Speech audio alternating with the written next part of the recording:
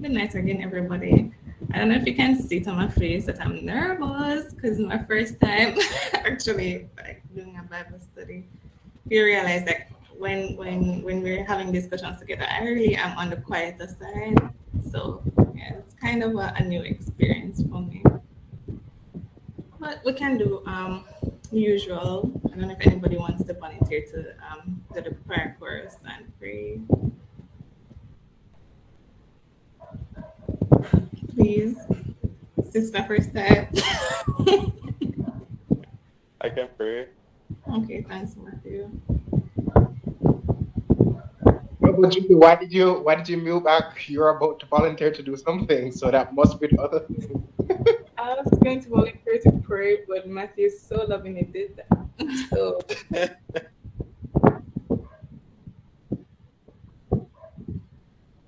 I can go ahead and do the prayer for us, really. all right, thanks.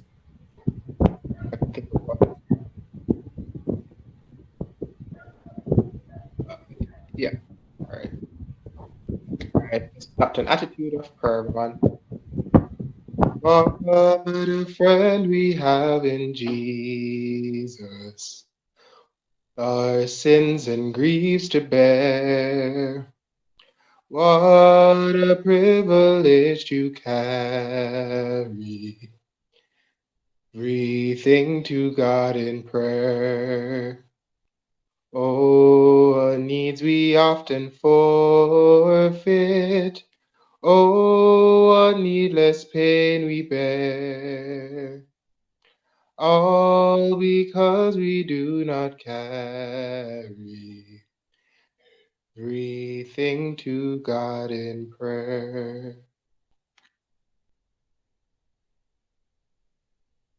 Let's just be reverent. Dear Heavenly Father, we thank you for bringing us all here today. Um, Lord, you know all things. I pray that you bless this Bible study meeting. I pray that your words will be shared through Geraldine's mouth, that you'll be guiding her lips and guiding her words, and that each and every one of us will receive a word that's very important, but also very personal to each and every one of our circumstances at the moment. Dear Lord, we ask for your forgiveness because we know that we sin even when we don't know of it, dear Lord. So we just ask for your forgiveness. We ask that um, you just have compassion on us and be gracious with us. Help us to increase in wisdom and understanding as we're here, to dive into your word and to learn more about you.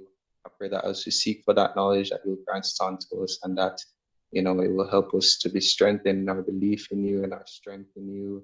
And yeah, I pray that this Bible study meeting will be glorifying to you and will be edifying to each and every one of us. And I pray this prayer in Jesus' name to give thanks. Amen. Amen.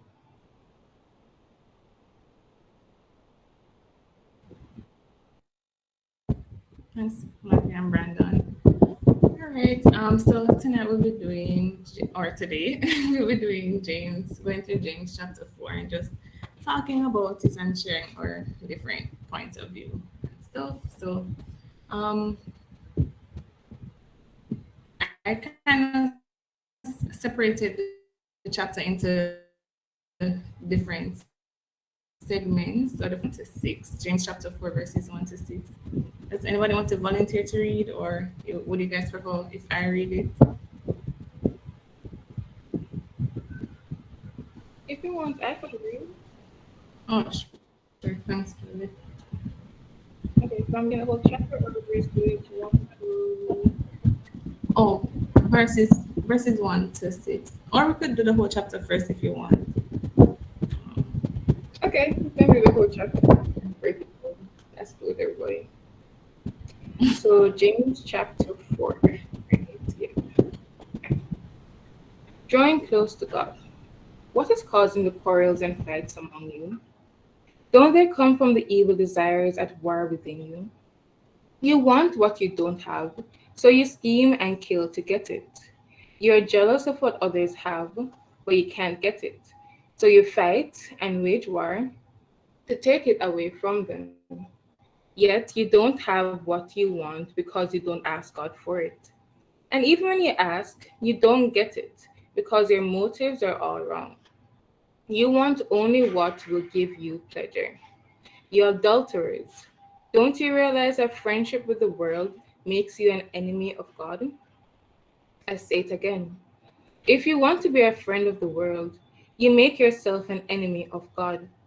Do you think the scriptures have no meaning? They say that God is passionate, that the spirit he has placed within us should be faithful to him, and he gives grace generously. As the scripture says, God opposes the proud, but gives grace to the humble. So humble yourselves before God. Resist the devil, and he will flee from you. Come close to God, and God will come close to you. Wash your hands, you sinners. Purify your hearts, for your loyalty is divided between God and the world. Let there be tears for what you have done. Let there be sorrow and deep grief. Let there be sadness instead of laughter and gloom instead of joy. Humble yourselves before the Lord, and he will uplift you in honor. Warning against judging others. Don't speak evil against each other, dear brothers and sisters. If you criticize and judge each other, then you are criticizing and judging God's law. But your job is to obey the law, not to judge whether it applies to you. God alone, who gave the law, is the judge. He alone has the power to save or to destroy. So, what right do you have to judge your neighbor? Warning about self confidence. Look here, you who say, today or tomorrow we are going to a certain town and will stay there a year. We will do business there and make a profit. How do you know what your life will be like tomorrow? Your life is like the morning fog. It's here a little while, then it's gone. What you ought to say is, if the Lord wants us to, we will live and do this or that. Otherwise, you are boasting about your own pretentious plans, and all such boasting is evil. Remember, it is sin to know what you ought to do and then not do it. This is the word of the Lord. Let's see. So I'll just read verses 1 to 6 now. We're focusing on. Yeah. Okay. Yeah. So going back to verses 1 to 6.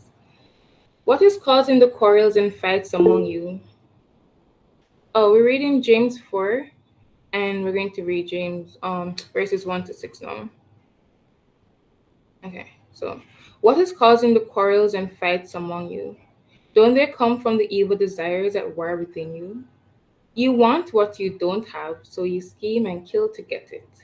You are jealous of what others have, but you can't get it, so you fight and wage war to take it away from them. Yet, you don't have what you want because you don't ask God for it. And even when you do ask, you don't get it because your motives are all wrong. You want only what will give you pleasure. You adulterers, don't you realize that friendship with the world makes you an enemy of God? I say it again. If you want to be a friend of the world, you make yourself an enemy of God. Do you think the scriptures have no meaning? They say that God is passionate, that the spirit he has placed within us should be faithful to him, and he gives grace generously. As the scripture says, God opposes the proud, but gives grace to the humble. Amen.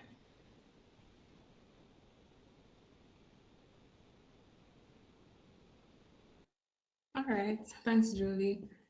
Um, well, from that portion that Julie just read, is there anything that stood out to you guys that really spoke to you that you want to talk about? For me, well, I can say what stood out to me for the first 6 verses. It was the part that says, when you ask, you don't receive because you ask with the wrong motives, that you may spend what you get on your own pleasures. Because a lot of times we might ask God for stuff, but like we have to ensure that our motives behind it are right.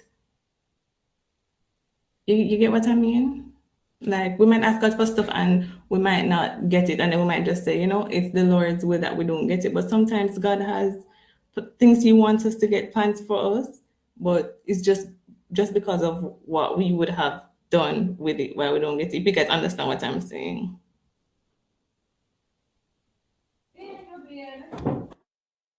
Yeah, got it. It's like the same thing that I don't remember where I heard this, or is it scripture where it says that like you have to make do with the little that you have now before God can bless you with more.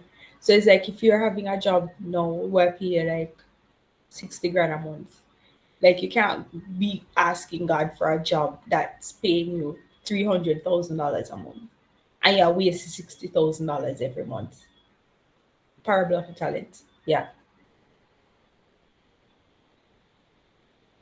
Yeah, that's true. That's true, Daniel.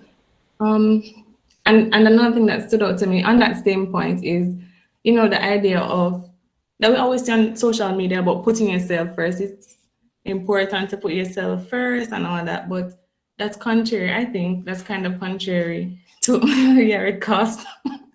That's contrary to what the word of God says. Not that you're not supposed to take care of yourself and stuff, but like I feel like God calls us to be more selfless than selfish. You know what I mean? Definitely, definitely. And like I try every morning, like that one verse just like the first thing in my head. Seek ye first the kingdom of God and all other things will be added unto you. I don't think I did that on purpose, but no, it's stuck in my head and I can't get it out. So like anytime, like say I pick up my phone and I wake up and I pick up my phone and I do pray and I check WhatsApp or and like the first thing I do isn't pray or Bible app. Feel away. Feel away like, hey bad man, you never have to wake up, Fix up. I'm like, sorry, my bad. So yeah, get you.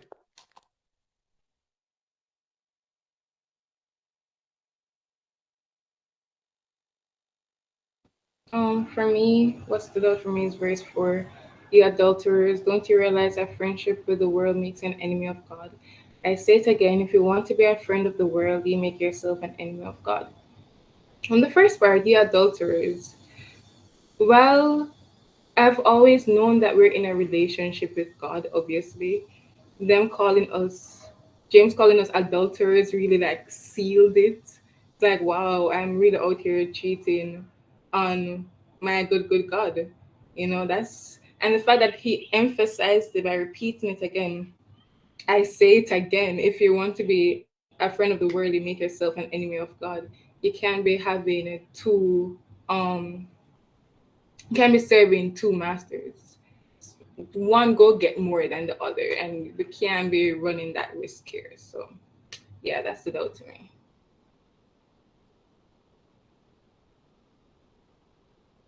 But when they said don't be friends with the world, what do you think that means? Like friends, what does it mean to be a friend of the world? If anybody can answer. Like I was reading this thing. Oh, I remember one time someone asked me why they can't be a Christian and still listen to dancehall music. I mean, pew pew tune. And Mhm. at the time, I didn't have the answer. In fact, I wasn't a Christian at the time. I was just thinking about it. And they asked me.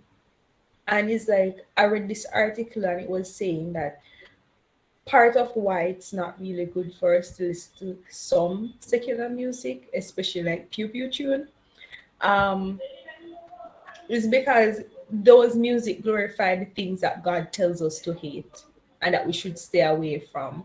So how can we be singing along to the song, learn the lyrics and a dance to it, ref walk and all of those things, participating and glorifying the same things that he tells us are very dangerous for us. So I think that can be one of the things, having a friendship with the world. And if you think about it, it's kind of like with it, like think about a real friendship. Like Yared is my friend, and as much as I can be, as straight, he can testify. As much as I can be pretty straightforward with him in the things that I say, um, it's still said with a certain amount of love and grace, Now imagine if we were giving the world and sin grace, you know? Okay. Thanks, Daniel. I get what you're saying. Um,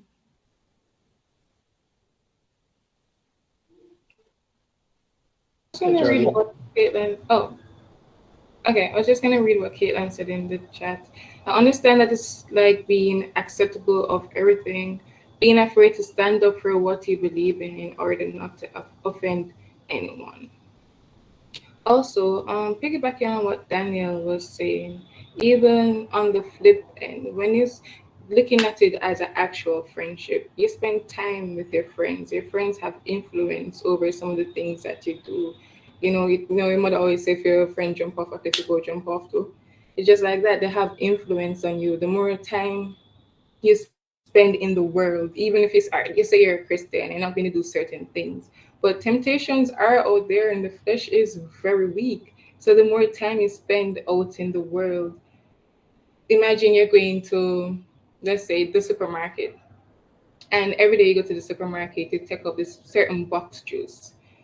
You go to the supermarket every week, over and over again. Eventually, it's going to become a habit. I mean, you don't pick up that box juice, and you're like, that don't feel right. I should be taking up that box juice. You get what I'm saying, guys? Like it has influence on your own life. Yeah. I'd say from personal experience, even very recent experience. A friend like went to a party and I was like, "Yo, bad man, you know, for really good them thing, there, you know." And I'm like, and she's a Christian and thing, and I'm like, them thing they can shake it still. But at the same time, while she's doing that, me, I like, I do some things where, like, if I told you, you'd have like, you double take and say, "Yeah, what's going on here?" And I'm like, "Yo, enough time." Like I catch myself and I'm like, "Yo, you're very friendly with the world right now. Pretty friendly with the world on your phone. You have to straighten up because if you slip, you slide and it's like a shaky." And I'm like, "Yeah, man. Like a lot of us do some things where sometimes it's blatantly friends with the world, sometimes it's not so blatant. Sometimes our being friends with the world is not how we see others being friends with the world. So like them might so for instance, somebody yeah, them go out and party and things like shouldn't be doing that. But you or me, they are like little massacre and a one two spliff and something are are in our intimate relationship with somebody you're not supposed to be in an intimate relationship with, doing certain things that you aren't supposed to be doing. So when you take a step back, you're like, hmm, we're looking pretty like your bestie right now. You need to straighten up and come to God, you know? And James is like, yo, wash your hand. You double minded. You know, fix up. Like, what you doing, bad? What you doing, fam? Like, come on. Come on. Better than that. Better than that. So, yeah, I need to go wash my hands. Thanks, Jared. And you really made a good point. And I was thinking about that throughout the week. Like, I've realized that no, I am doing some things that I know I shouldn't be doing. So those things would probably be classified as, being friends with the world. But it might not be like outright blatant things like going to parties and stuff like that. But there's still small things that I have realized I need to like change in my life. So I can completely relate to you, Jared. Yeah, I want to add on to that a bit as well, Geraldine. Just understanding the concept of what friendship with the world means. To help me understand that, I checked John chapter 15 and I read verse 14. It says, this is Jesus speaking. He says, "You are my friends if you do whatsoever I command you." So I consider that and then I look at the flip side. If following the commands of Jesus is what fits me into the box of being his friend, then the opposite must be true. There's no middle ground. We know that. There's sheep and goats, left and right. There's no in between. And so in understanding the concept of being a friend of the world, I think of it beyond simply, as you said, those outlandishly bad stuff. But I also think of it as not doing the good that we know we should be doing. Certainly one thing that I've identified in my little space here, my little break, is that it's really easy to fall into this space of, I call it jello, because you just kind of fall into the space of just doing nothing and just, kind of just spazzing out. And I was just medzing it recently. Like, I have all of this free time, and there's, while I was, going through all of my stuff during school, I was like, yo, the second I get a break, I'm going to be more purposeful in spending time with God, and I'm going to be doing all of this stuff. And then the time came, and then it's just like, yo, so didn't you say that, you were going to be doing some stuff? So this was kind of like a moment of pause for me, like, yo, if I'm a friend of God, then it means I must be following his commands. It's not just not doing the bad stuff, but also doing the good stuff. The second thing that I wanted to consider in line with that conversation was taking friendship with the world a bit more literally. So not just, all right, doing bad stuff, but our friends who are of the world, or the friendships that we have with people who are of the world, and how we relate in that space. And one thing that I've had to learn carefully is that, it's one thing to say, oh, I'm, being a good influence in this friendship, and I won't allow them to, sway me to the wrong. And that's good and great, God calls us sometimes to be in those spaces where he puts us in friendships to be a witness to somebody else. But at the same time, there are points in the Bible where God had to say, nah, I'm gonna need you to get up and leave the company of these who would very well be bad influences to you. And I see that in the story of the children of Israel, for example. There were times when God literally told them, hey, yo, I know what this is going to work out to. You think that everything is going to be fine and cool if you interact with these surrounding nations. Nah, go away, head away. And sometimes in our own feigned ignorance, we think, all right, I'm strong enough to win this person for Christ. They're not going to influence me to do anything bad. But even as we make those decisions, I think it starts for us to just pause it and asking God, is this a space that you want me to operate in? And if so, how?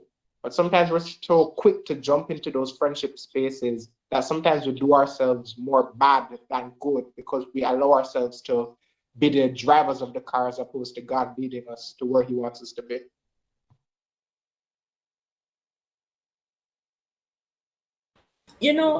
Sorry for interrupting, Geraldine. You know what that remind me of is like my former bishop was saying that the devil doesn't really have a problem when we're on the fence or when we get lukewarm or anything. It's like when we actually come over upon Jesus side, then it's a problem, and then he starts coming after you. But when you're like on the fence and doing that kind of stuff, it's like it's not that big of a deal. And I remember, like, I was watching this thing and they were talking about how as Christians we have hierarchy for sin, where we think that some sin worse than others. It's like, yeah, I'm a sinner, I'm bad, but I'm not that bad. At least I'm not that thing. But it's like, it's just as bad, just the same. And it's very easy to fall into it because I think we naturally, like, do our everyday lives kind of taking certain things for granted.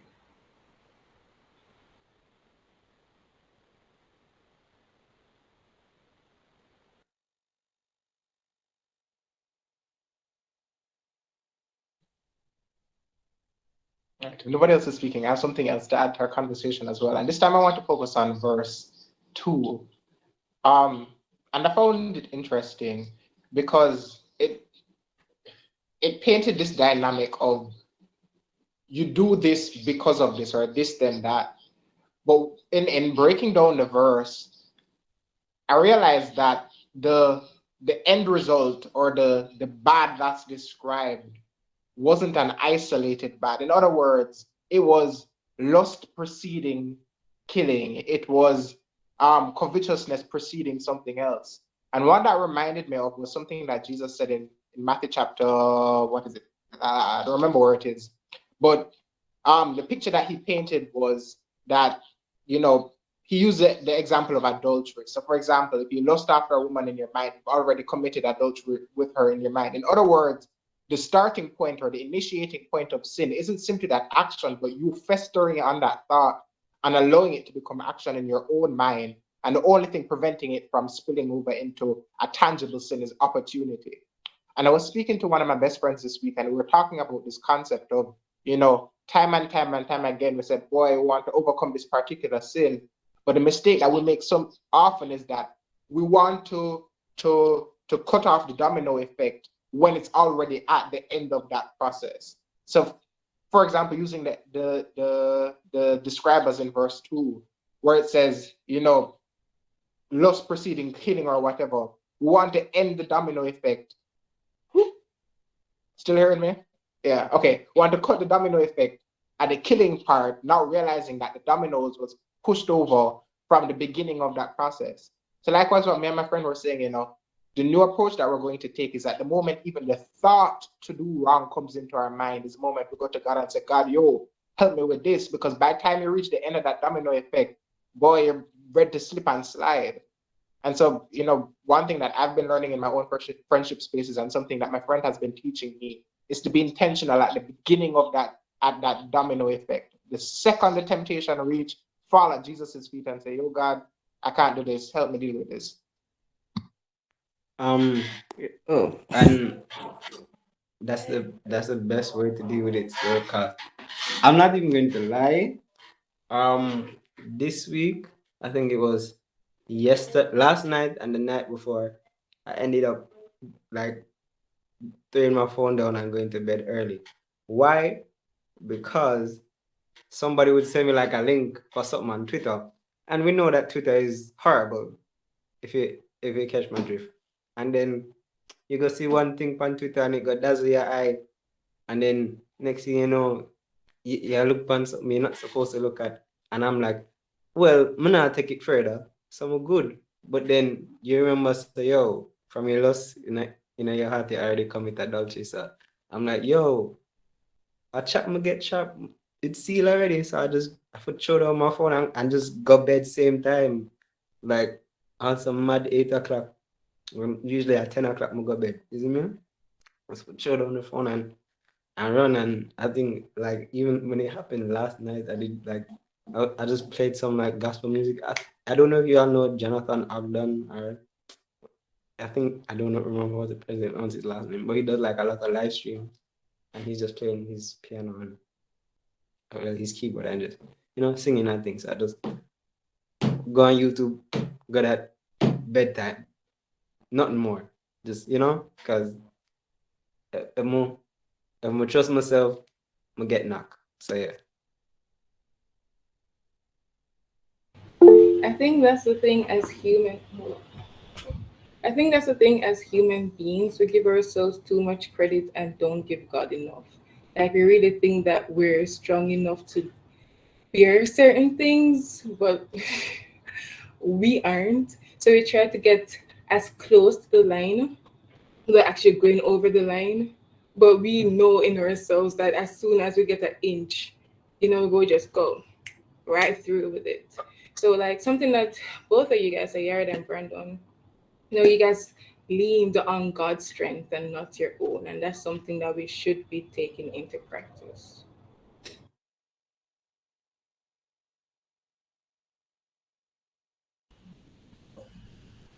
All right, that's why I wish I was as strong as Yared, because enough time we just get trapped.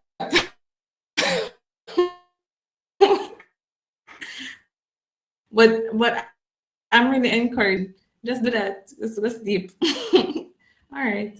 If nobody has anything else to say, we could probably move on to verses 7 to 10. A comment on verse 3. Okay. Yeah. Where is it? Romans chapter. Yeah, so before I go to Romans, I was just reading through this verse and some things came to mind. The fact that the verse says, sometimes we don't receive stuff because we ask them it. So we ask with the wrong intent and it isn't God's will for us. And it brought to mind is a conversation a friend of mine were having way back, that sometimes we, give God thanks for the things that he answers. But just as importantly, and something that we often overlook, is prayers that he didn't answer. the prayers that we asked for in our own short-sightedness, the things that we asked for with our own uncertainty or unknowing of what God's broader will is. Sometimes if God would give us those things, it would absolutely destroy us. And so sometimes it's pausing and meditating and giving God thanks that He gives us things in keeping with His will and not necessarily what we want. I don't remember where the verse in Romans says. Here it is, Romans 8:26. It says, likewise, the Spirit also helpeth our infirmities, for we know not what we should pray for as we ought, but the Spirit itself maketh intercession for us with groanings which cannot be uttered. And I give God thanks for that. That sometimes I don't even know what to pray for, but the Spirit intercedes on my behalf and offers up what I need, even though I don't even know what I need sometimes. Just repeat the verse again, please, Brandon. Romans 8:26. Thank you.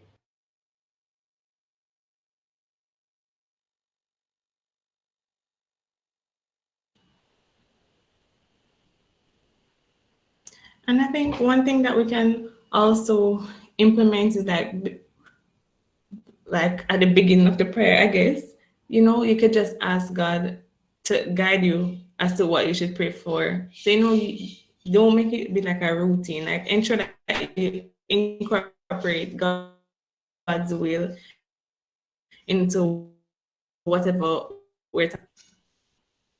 And I think that point comes out later on in the chapter where James talks about making plans and so forth. So I guess we can wait until we reach there before talk about that some more. But anybody else has anything they want to add for verses 1 to 6 before we move on? I have a question. Mm. Somebody wants to explain or share their perspective on verse 6, where it says, God resists the proud. What do you understand by that? Don't hype up yourself. Humble before you stumble, because pride comes just like with Lucifer, pride comes before the fall. So in act the three main categories which sin fall under the lust of the flesh, the lust of the flesh, the lust of the eyes, and the pride of life. So being like proud to a certain extent is a big no-no. So that's a you have to humble. Awesome. I get that pride is wrong, but what does it mean that God resists the proud? If I'm like 98% sure that it's in Isaiah, because that's the book that I'm doing my solo study on now. There was a verse in it about that sin, like basically sin starts with pride, and that a lot of sin has pride in it. Really, well, that's what I took from it. I know that it said, but that me take from it that like pride is really really mixed in every single sin that we think about, even though we don't really notice it. And if you notice, like if we take for example Jerusalem, Babylon, all the great nations that were prophesied by Isaiah to fall, there's always something about being proud and how proud the nation is. And one of the examples is like Isaiah 31, where not 31, not that one. Babylon, that was so proud that they believed that all the strength that they had, all the, they were begin being merchants and they were by the sea, if I remember correctly, and all that stuff. So much so that they really did resist God and everything about it. And then we find that even Jerusalem is like, instead of humbling themselves and going to God, them did prefer to pay Egypt to protect them, which Egypt didn't, and then Jerusalem end up shame. So a lot of the things we have to do in we, like I think a lot of the problems that we face or issues, it can be really resolved if we actually humble ourselves before God and just pray about it. But when we're proud, we try to fix it ourselves, or we think that we're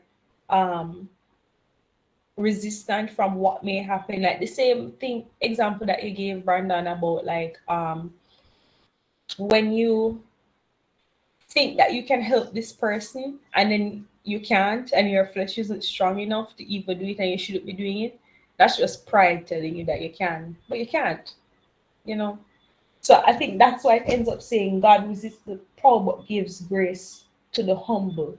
And there's something else that I noticed, like in my studies with Isaiah, is that like God gives the nations grace. Some of them get grace, but that's after He has already humbled them, not before.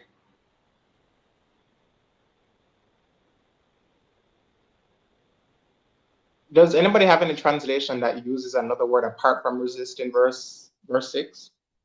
Oh, Vicky, always, of course. You know, so my Bible special. My Bible actually says, He gives His grace to those who are teachable and not to those who are proud. He continuously offers His grace, as the scripture says, God gives His grace to those who are teachable and not to those who are proud. The way I kind of understand it is like not availability, but like openness. So because they're teachable, they're open to the grace that they can receive. But because you have a puffed up attitude, then you're blinded by the grace that you could possibly receive.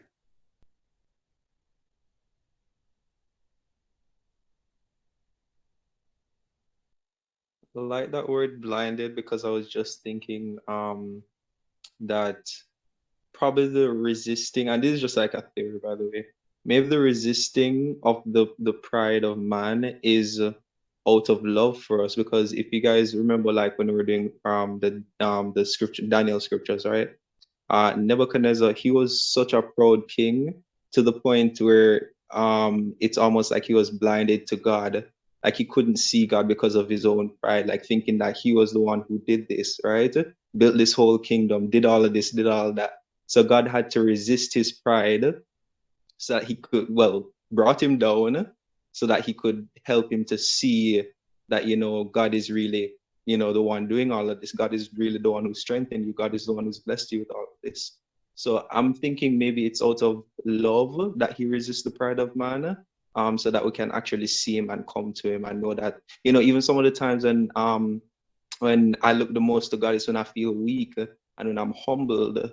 You get what I'm saying? So kind of like that, the same chastening that we talk about like almost every week.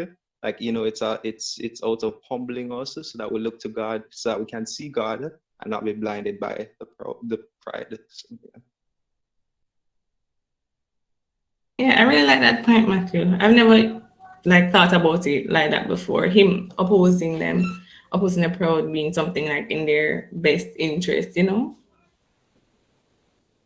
And if you really look at the scriptures that precede that scripture, the one that you pointed out that says, what causes fights and quarrels among you? Don't they come from your desires that battle within you? You desire, but do not have, so you kill. You covet, but you cannot get what you want, so you quarrel and fight. And then as the scriptures come down, to me, it's basically saying, let's see what the definition of pride is. I found a definition that says it having inordinate self-esteem, possessing a high or unreasonable conceit of one's own excellence. It's this idea that you know best, that you guys were talking about. You know best. You know what you want for your life, and this is how it should be. And then when you don't see it coming through that way and you see other people getting it, then you get upset and you find this struggle within yourself and you start quarreling because you're jealous and all of these things. And then the Bible is basically saying that you must submit yourself to God and submit yourself to His will for you. And if you can't do that, then you're unteachable, and God's grace, then God resists that, because then how can He give you the wonderful things he has in store for you if you're so caught up in your own pride, your own thoughts, and your own desires for yourself. And because you're not getting it, you're going to be angry with God and with the world. How can he give it to you if you have that wall up? So in my opinion, that's what the Bible comes down, the verse from top comes down to. And then the following verse says, therefore submit yourself to God. So I think that's why he says he resists the proud, Brandon, because he's basically saying this is what causes all of these contentions, because you're so confident in your own thinking of what you think your life should be and what you think you can handle and what you think you should get. And that can't work with God. That's enmity to God and what he has in store for you, in my opinion.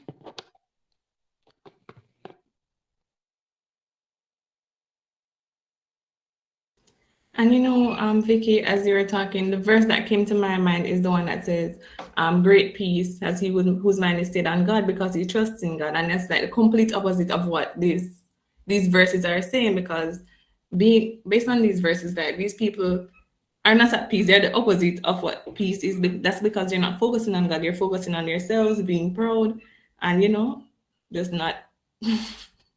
And it comes back to the verse that Yared mentioned: seek ye first the kingdom of God, and all these things will be added unto you. And again, I go back to what Brandon loves to say when we love to rattle off the verse, all things work together for your good. Don't forget the back end for all those who love God. So it's not just about, remembering the good things that God promises us. Read the fine lines. He says, if you submit yourself to me, if you try to align, and you mentioned it, Geraldine. So when you're praying, try to include Jesus's prayer, your will but not mine. So even when I'm praying out here for my husband, I say, Lord, me feel like me ready, but your will and not mine. You know what I mean? Because me might feel so me ready, and the man come, I'm gonna mash up my marriage because I'm not ready. So it's about really submitting to God and understanding that it's God's time, not yours. It's his will, not yours. And he understands the big master puzzle than you do. You can only see what's in front of you and what's around you, but he understands what it is. And that's why he resists the proud, because if me proud of me feel say, well, me 34, I've been walking this journey for 2 years now, God, me a Christian, me feel say me ready for married. What you talk about? Why my husband can't come? And I'm watching Geraldine get married and Julie get married and everybody married. Like, I get jealous and I go start quarreling now because I feel say me know better than God. That can't work. That can't work. And that just makes me miserable, in my opinion.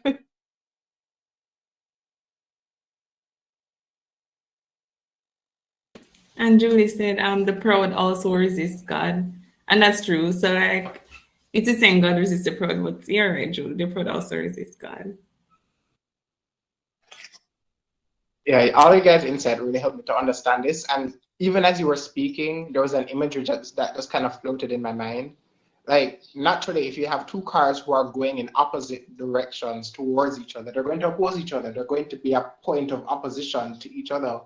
And I think the example that Matthew used with Nebuchadnezzar helps me to understand that so much, because right throughout Nebuchadnezzar's story from chapter 1, where it was using Daniel and his friends as an example, chapter 2 and 3 and 4, at all of these points, you saw God using Daniel and his friends as an opposition to the path that Nebuchadnezzar was headed on. His pride had him going down a very distinct road. And God used the willing three Hebrew boys and Daniel as roadblocks in that path for him to see a better way and another way. And by virtue, as you go through chapter 1, 2, 3, 4, I think it's chapter 5 or 6, whichever one Nebuchadnezzar eats grass, God has all of those oppositions along his way, all of these roadblocks, to the point where Nebuchadnezzar can then turn around and see the better way. In other words, the opposition was necessary to make him teachable or make him willing to accept the grace. And I think where my misunderstanding lay and where it's kind of resolved now is through the understanding of 2 Corinthians 12, verse 9, where Paul paints this picture that to be a recipient of grace, one must be aware of his own weakness and accept that and rely on God's strength. And so the opposition is almost like the teacher that prepares you to be a recipient of grace. So it's not that God doesn't want to give grace to the proud, but he has to prepare them to be willing to accept that grace. Because God isn't a burglar. He doesn't kick down people's doors and windows and throws grace in there against his will. So yeah, thanks guys for clarifying that stuff. Makes sense. And the story that comes to my mind is actually David when he did the whole mess with Bathsheba and she got pregnant. And remember he knew that the baby was sick or something like that, right? And he knew that the baby was gonna die and he prayed for it and he didn't eat and everything. But then when the baby died, everybody was surprised that he was just like back to himself. And to me, that was him understanding, say, yeah, Lord, I get what I did wrong.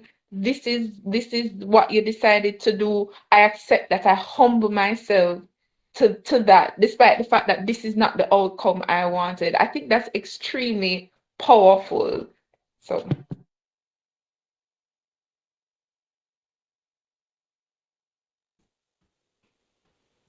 All right. Anybody else has anything to add for the first 6 verses?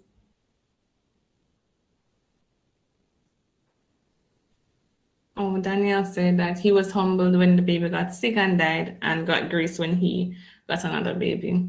Yeah, that's true. All right, if we're ready to move on, does anyone want to volunteer to read verses 7 to 10?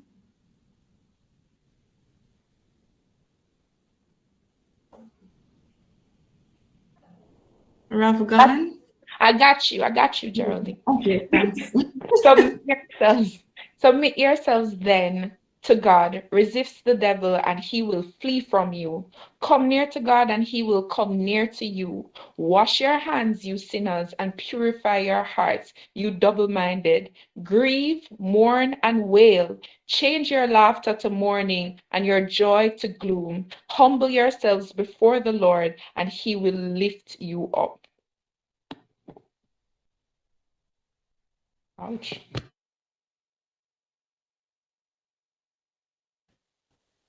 Thanks.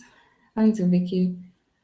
Um, well, what stood out for me in that part is, well, a question I had when it said the part that says, grieve, mourn, and wail, change your laughter to mourning and your joy to gloom. Because I was wondering, like, what do you mean? But then after I realized, well, I was looking up at some commentaries and I saw that it said that it meant to cleanse yourself of sin and be truly sad about it. So the part about grieving and mourning and all of that is just to show remorse for your sin. So that was the biggest thing for me. I didn't understand, and it was revealed. No, Julie, no, you go. I kind of think of it like the same experience with David. Could you imagine that after David committed his sin, his version of repentance would be going around and kicking with everybody and laughing and having a good time? Would that truly have shown that he was repentant for what he did? Back in the day when people were truly repentant, it was sackcloth and ashes and mourning and fasting in the streets as a indicator that they were truly sorry. And so I think the picture that's painting in verse 9 isn't, all right, Christians are supposed to be sad people who just aren't ever happy.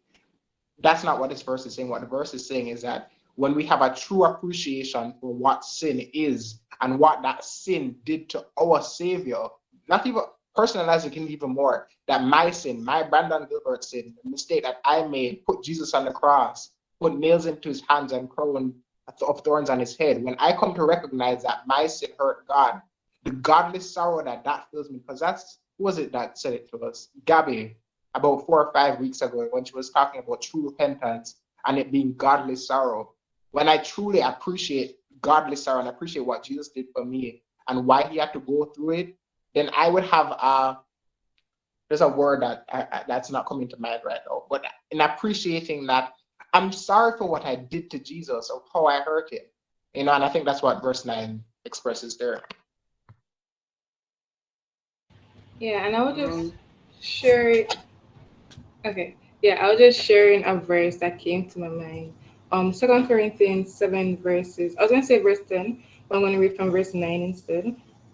And now rejoice, not that you were made sorrowful, but that you were sorry. And now rejoice, not that you were made sorrowful, but that you were made sorrowful to the point of repentance. For you were made sorrowful according to the will of God, in order that you might not suffer loss in anything through us. And the verse that really came out to me. For the sorrow that is according to the will of God produces a repentance without regret, leading to salvation. But the sorrow of the world produces death. Yeah. Repeat Uh, that verse, so Julie. Corinthians, 2 Corinthians 7, verses 9 and 10.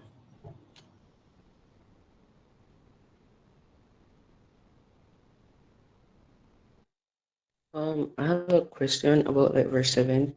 So it says, "Submit yourselves therefore to God, resist the devil, and he will flee from you." Like, I get the surface level, like, if you get the surface level of it, but the verse that came to my mind, well, was when like Jesus was in the wilderness and he was tempted, right? And he resisted the devil and he flee from him. But then the rest of it said, until an opportune time. So my question now is like, what's the connection between what happened to Jesus in the wilderness and this verse, and like just a deeper understanding of this verse? Because as far as I know so far in my Christian walk, that yes, you resist the devil and he flees from you from some time, but the temptation comes back. So, like, is it because it just says he will flee from you and it stops there? So, I'm just wondering, like, that's what it says here in verse 7. So, I'm wondering if, like, flee from you for just a short time. I don't know. I just want, like, a deeper commentary explanation on this verse. Anybody willing to share? I actually have a comment on um, this, and it. Oh, you go first, Jared. Yeah. I'd say I think I think it's a constant flame because we have to face it every day and several times throughout the day. So, like the other night, it was right beside me. Throw him a phone, drop close to God. But then today again, something else probably happen. You know, we have to do it every day. So yeah, you have to every time it come, you have to just run go to God, and it's probably not going to stop until you go home to see God. So yeah, sometimes the interval, sometimes like it might be like you have to free like every 2 hours. Sometimes it's every 2 weeks, but you have to end up free because the devil are gonna find an opportune time because we are human and we're gonna you see me? Yeah, I get that now. So I was just like connecting it with the verse with Jesus in the wilderness and like until an opportune time. You dog them, but do you read? It's just one puppy. Yeah, actually, I'm not sure if this answers the question, but I want to comment on something in line with what Jared was saying, because Matthew and I were actually having a conversation about this. I don't know, remember how long ago, but I remember me saying to him, like, I were calling up each other and we're praying for each other, and I was like, "Yo, tonight I'm feeling like the temptation is like have it foot in my neck, like that's how bad it was." And I was just like completely out of it. I felt like, yo, I was going to slip and slide. And praise God that it didn't happen that night, you know? But then the next day I was like, yes, God, thank you. We got through tonight. And I was like, okay, it's over. But then it wasn't over. I was like, it came back the next day. And I'm just like, yo, we're going to have to do this like every single day. Like there's no rest. But it brought home something to me that every aspect of this verse is a continuum. There's no break in it. It is a continuous submitting to God, a continuous resisting the devil. And then that last part of him fleeing will be continuous as well. And the mistake that I've made in my life sometimes is that I I don't want to make it a continuum. It's only when I'm ready to slip and slide that I'm ready to throw myself at God. Or when I feel like, yo, the temptation is becoming too overbearing, that's when I want to submit to God and rely on him in the way that I should. But scripture calls us to follow him daily. Every moment should be a part of that continuum. Somebody mentioned the verse earlier in Isaiah. I don't know if it's 26 verse 3 or what verse 3, or if it's something verse 3 at all, but it says, and thou will keep him in perfect peace whose mind is stayed on thee because he trusteth in you. It's staying on Christ. It's not just when you're tempted or when you feel like you're going to slip, but keeping your mind stayed on him. And by virtue of submitting in that continuum, then the rest of the verse becomes a continuum as well. Needless to say, the devil, when he realizes that, will double his efforts and, shoot more arrows your way. But if anything, that's a call for us to hold on to Jesus' hand even tighter, Yeah. Guys, I'm actually asking the question just one can of worms for me. I know me I dig it up because I get what all of y'all are saying. We agree with all of them. But what does it have to do with exactly Jesus was tempted on the mountain? So now me actually gone back in a Matthew where that it happened. And it's like what I'm thinking about it, and it's like, what was Jesus doing on the mountain? He was fasting, wasn't he? After he had fasted 40 days and 40 nights and he was hungry, right? No, may I think about him and say, well, in Hebrews 4, it tells us that Jesus feels or had felt everything that we feel now, right? So after fasting for 40 days and 40 nights, his flesh was weak and he's Jesus. He's at the weakest point that he can be, in him being a man at the same time. So it's like, may I think about it, and it's like, it says, submit to God and resist the devil, and he will flee from you. And then when my version says, the tempter approached him and said, if you're the Son of God, tell these stones to become bread. He answered, it is written, man must not live on bread alone, but on every word that comes from the mouth of God. And it's like, submit to God, resist the devil. Like, me kind of get one thing with that, but me not fully make a connection yet. You know, get me?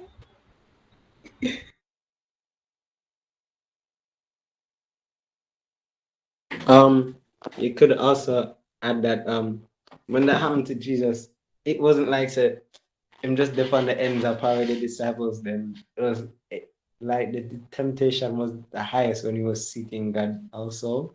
So a lot of the time we feel like say, if we if I stack up my Christian points, if I read my Bible and I pray every day and thing, now I gonna get no temptation. You see me, I'm gonna be pure, I'm gonna be holy, I'm gonna be radiating. Nothing can touch me. When at that time, them time they start leak, them time they Satan say, you're holy, watch that style, yeah. Yo, why is your ex texting you right now at 1 a.m. in the morning? What's going on? You see me? Them time that you have to go put on some praying and you see me and I'm fasting and hold it. God, them time they like. Yeah, and like we get that, and that's so true. I've been there, and I'm thinking about it like I'm hoping that I'm not taking the verse in isolation, like out of everything else, because I mean it is verse 7. Well, in any case, every word in our Bible connected to each other. So I hope I'm not like taking it in isolation and then completely losing sight of what it's saying to us, because it says there. All right, before it came to this part to say, therefore submit to God, resist the devil and he will flee from you. It was talking about the sources of wars and fights among you, being adulterous to God, murdering, being covetous. And we had already said that all these things come from the heart. Like we did talk about that. And all bad things starting our everything starting our heart in the first place. So if we submit to God, no God change our heart. and then like we now go have the desire, or we shouldn't. We still might sometimes, but for the most part, we now go have the desire to really do these things where the devil I tell we to do. So me don't know if that are really the connection that we need to make, because we still feel more lost now. Well, I just want to say that the to Daniel, you were saying that the desire might not be there. That's true, but I feel like the temptation is always going to be there. It might not be the same temptation, but like Satan, I'm gonna say, give up. He's always going to be trying to tempt us with things, but it's just for us to continue to resist him. And what came to mind, the verse that came to mind is what's it again? Oh, thy word have I hid in my heart, that I won't sin against thee. And if you realize, even in the verses that you read in Matthew, when Jesus was being tempted, how he resisted the devil was through the word, through quoting rebuking him with the word. So I think it's important also to study and have the word. So when we are tempted, because it's inevitable, we can, have something to pull on, like a verse or so. All right. Thank you for that. And I'm sorry, but you open one next can of worms. In practicality, Mm-hmm. in practicality, how do we resist the devil to make the devil flee from us?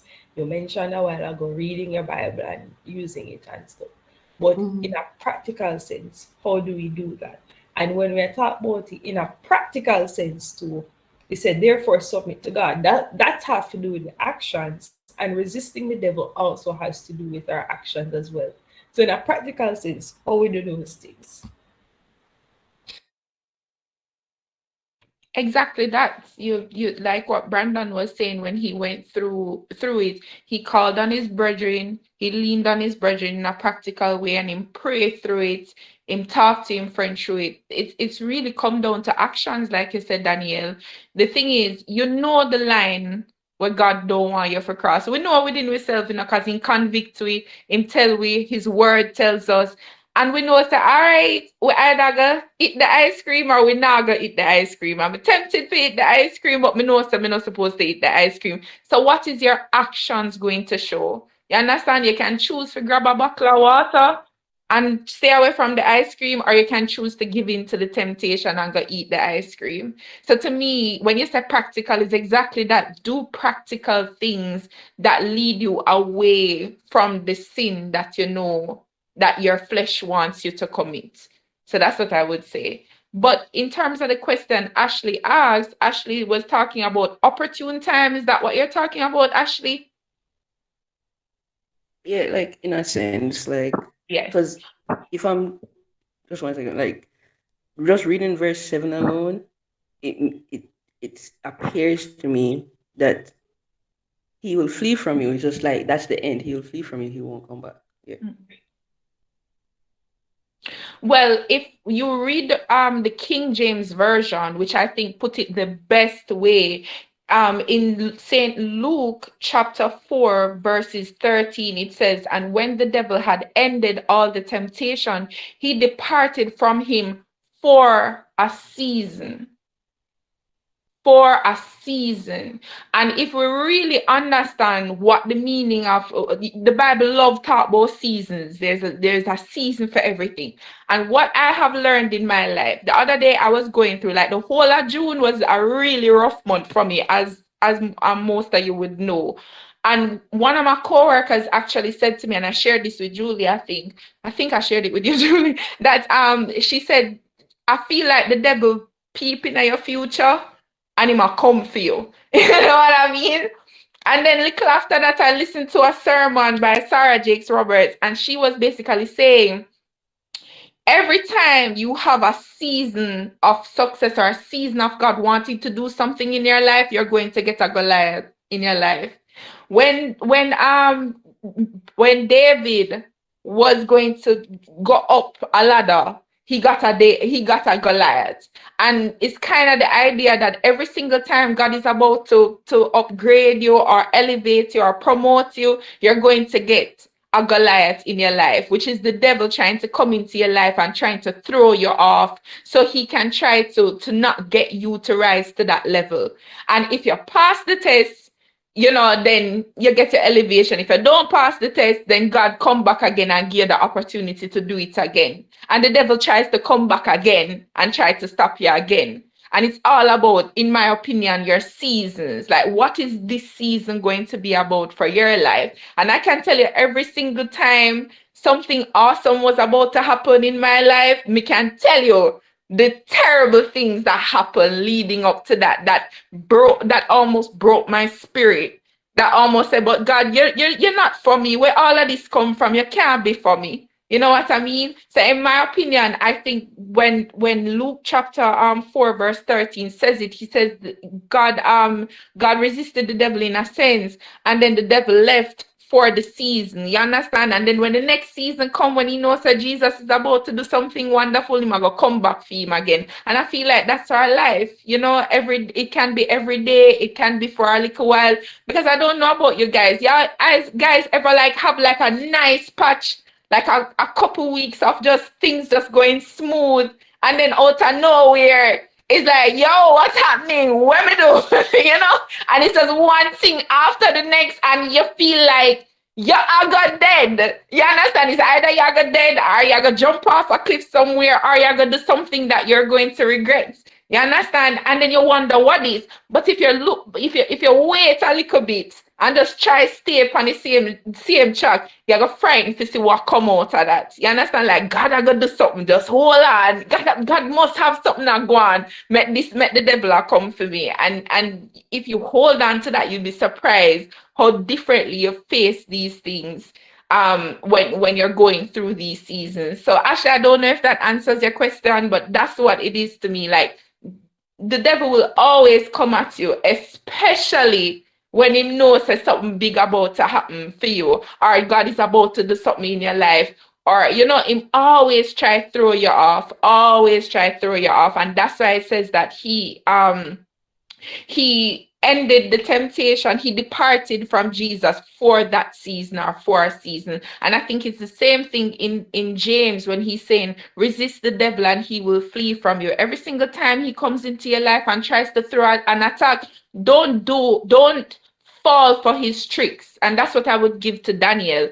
Don't fall for his tricks. Daniel, if you're thinking about how you can practically resist the devil, don't fall for his tricks. Don't fall for the words that he tries to tell you. Read your word and remember that God is a God of his promises. He's a God that cannot lie. And if he said to me that all things will work out for my good, then I'm going to trust him. If he says to me that his plans are for me to have good, then I'm going to trust him.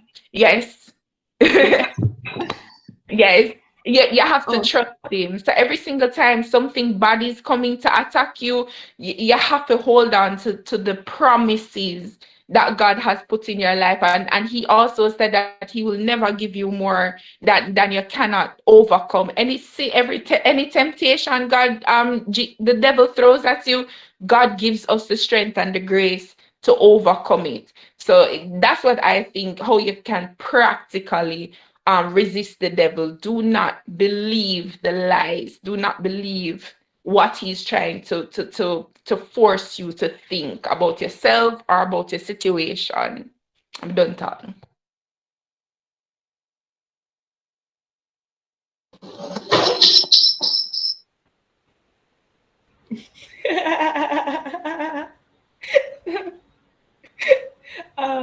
Vicky, like, your answer, I did have like two more questions, and you answer two questions, then everything what you say. So thank you so much. I have one next question, but it's like kind of ish unrelated. Me just want to know if other people can relate. Like, I don't know what gotta do the phone, like for the next season, or just live right now and I just say it a go work out. Me just a live. But me trust him. Just a live, honestly. Just a live. As you know already, Daniel. Just a live. But Yeah, I trust him. I trust him. Yeah, I trust him. So it's cool. But Same here. I'll be fine. Sometimes we cry here and there, but You'll be alright. You'll be alright. Yeah, but like, thank you for that, Vicky, because I think I'm like seeing it a different way now. So thank you for that.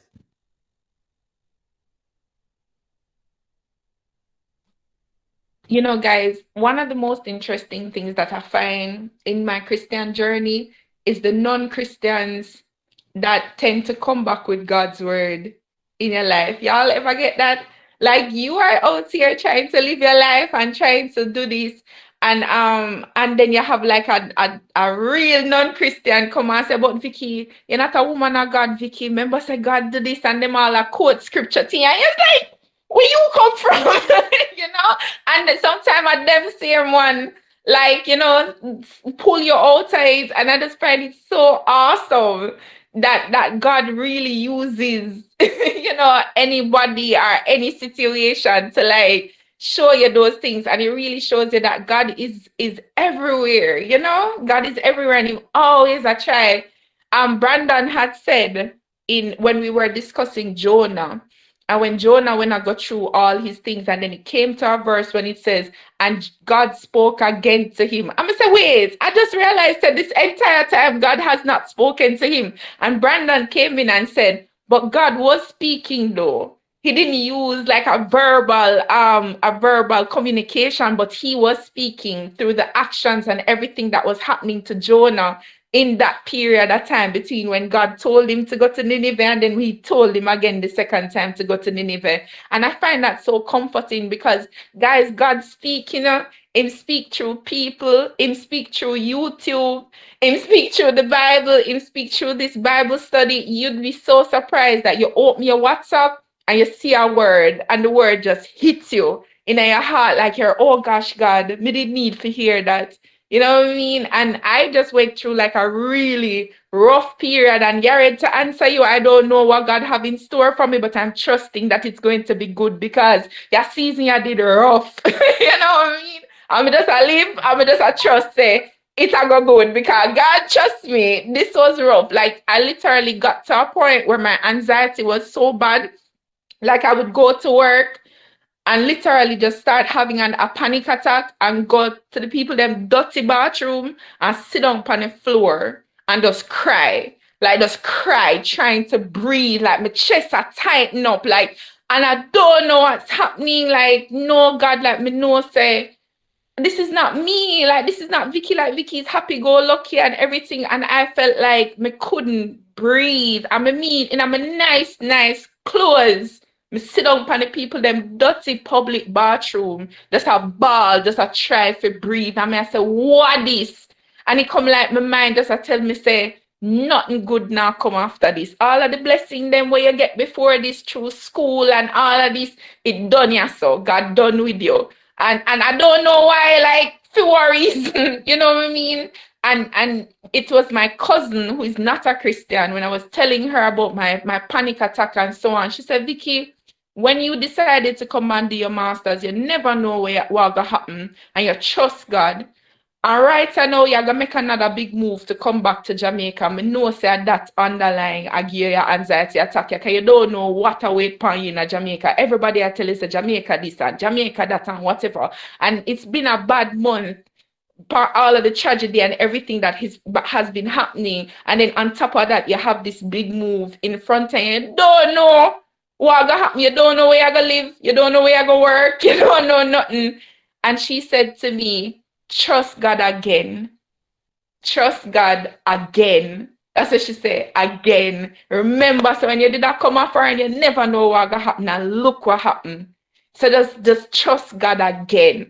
And trust me, I am now 2 weeks into to anxiety free. And I'm so grateful, so grateful. Like for like a whole month, like about 6 weeks straight, every day I was battling anxiety. And when she said that to me, it's like a light bulb go off. Say, oh my gosh. And Julie sent me something about my own Bible verse. um the Lord is my shepherd, I shall not want. Like everybody who know me in this group knows that that's a chapter. You understand? And Julie reminded me, didn't even know what I was going through. And she just come through and just send me a message and say, Victoria, God put this on my heart to remind you that you see me kind of getting emotional, I'm sorry.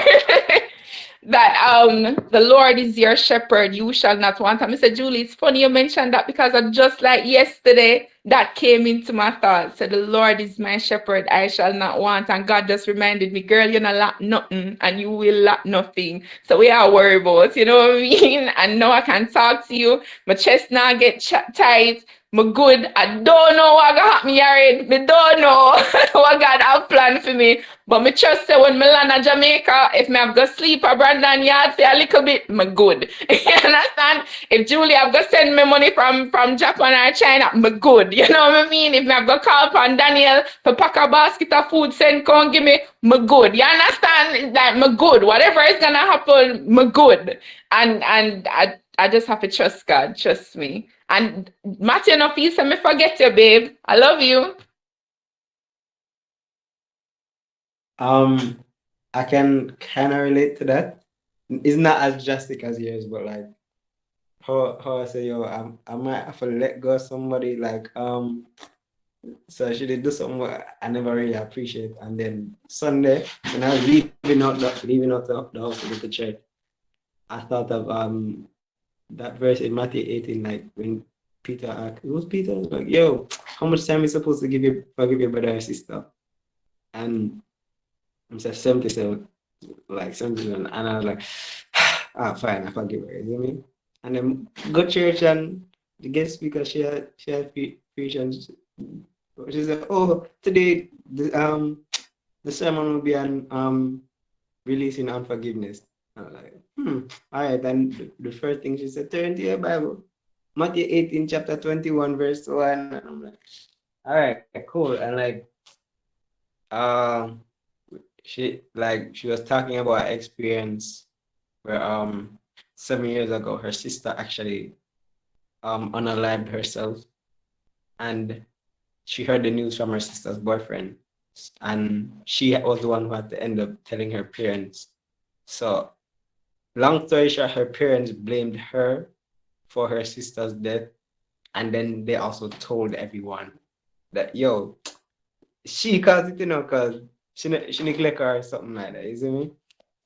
And because of that, um, she did have unforgiveness towards her parents and thing. And like she noticed that after a couple months, like her heart was beating irregularly. She's a doctor, by the way. Like her heart was beating irregularly and thing. And like she get anxious and like nauseous and want faint and things. So she got get a checkup, and the doctor told us yo, it's sticky, you need surgery, you need medication stat. Might have to get a transplant or something like that. I can't remember fully. And she was like, so I'm not too deep on that. And like she just go home, and she just couple weeks just seeking the light, seeking the light, seeking the light, until one day, like God come there through our vision and say, yo, the reason why you're going through this is because of unforgiveness. You know what I mean? Because like the unforgiveness manifested in a way that damaged her heart. And like so she like wrote down all the stuff that people did there and what she forgive them and thing, and like letting them know, and then a couple weeks later again she had another vision, and like she saw Jesus, and like she saw him in his robe and thing, and then like him open up like in slide robe to the side, and she saw his heart, and like out of his heart was coming like a bag of light, and it was shining out on her. And she was like, what does this mean? What does this mean? God is like, are you saying I should love people like how you love people? I was like, what does this mean? Oh God. And like she was just there basking in it. And then like I believe the next day she get the doctor, and like did the checkup, and the doctor's like nothing wrong with your heart. Like you're totally healed. You see me? So whoa, I'm making the story really long. But anyway, she prayed and said she like a general prayer and say, yo, boom bam boom. Pray, you know, God allow you for forgive people and let go and thing and then in like close to the end of the prayer, she was like, reach out and forgive and receive God's forgiveness of you too. Like when she did, like that was the first time I ever cried in church. First time, tears come and I said, "Oh, I go on, I'm not cry. Man don't cry. When I shed tear in a church, I'm mad. That's a woman and pick me. When I shed tear, tears no man. I say, yeah, all right, I forgive her, you see me? And thing. And then like she was like, I don't feel like everybody fully let go, So we're gonna have like be praying for individuals and thing. And I was like, nah, I'm good. I forgive the friend and thing. And like I was just there thinking, because she also said like reach out to some other people who hurt you and let you know that you forgive them, not to see like not seeking their validation, just letting them know. And I was like, how I can do this? And I was just there thinking about it, and I was like, but a good while passed. I mean, like, I'm gonna go up there and thing, and I tell her the situation with the friend, and I also, long story short, we just stop talk for a while, and then we end up start talk back and thing. And I said, before you pray for me, can you pray for her? Because she has this medical issue that females go through and it bad for her. Is it really, really bad for her? And then she's like, all right, I know say you forgive her already, because like if you had unforgiveness towards her, you wouldn't ask for that prayer. And like when you say that, we start ball again. Start ball again, is it me? And she prayed for me and thing, and I end up talking to her after. Long story short, she was saying, you need to let her go again.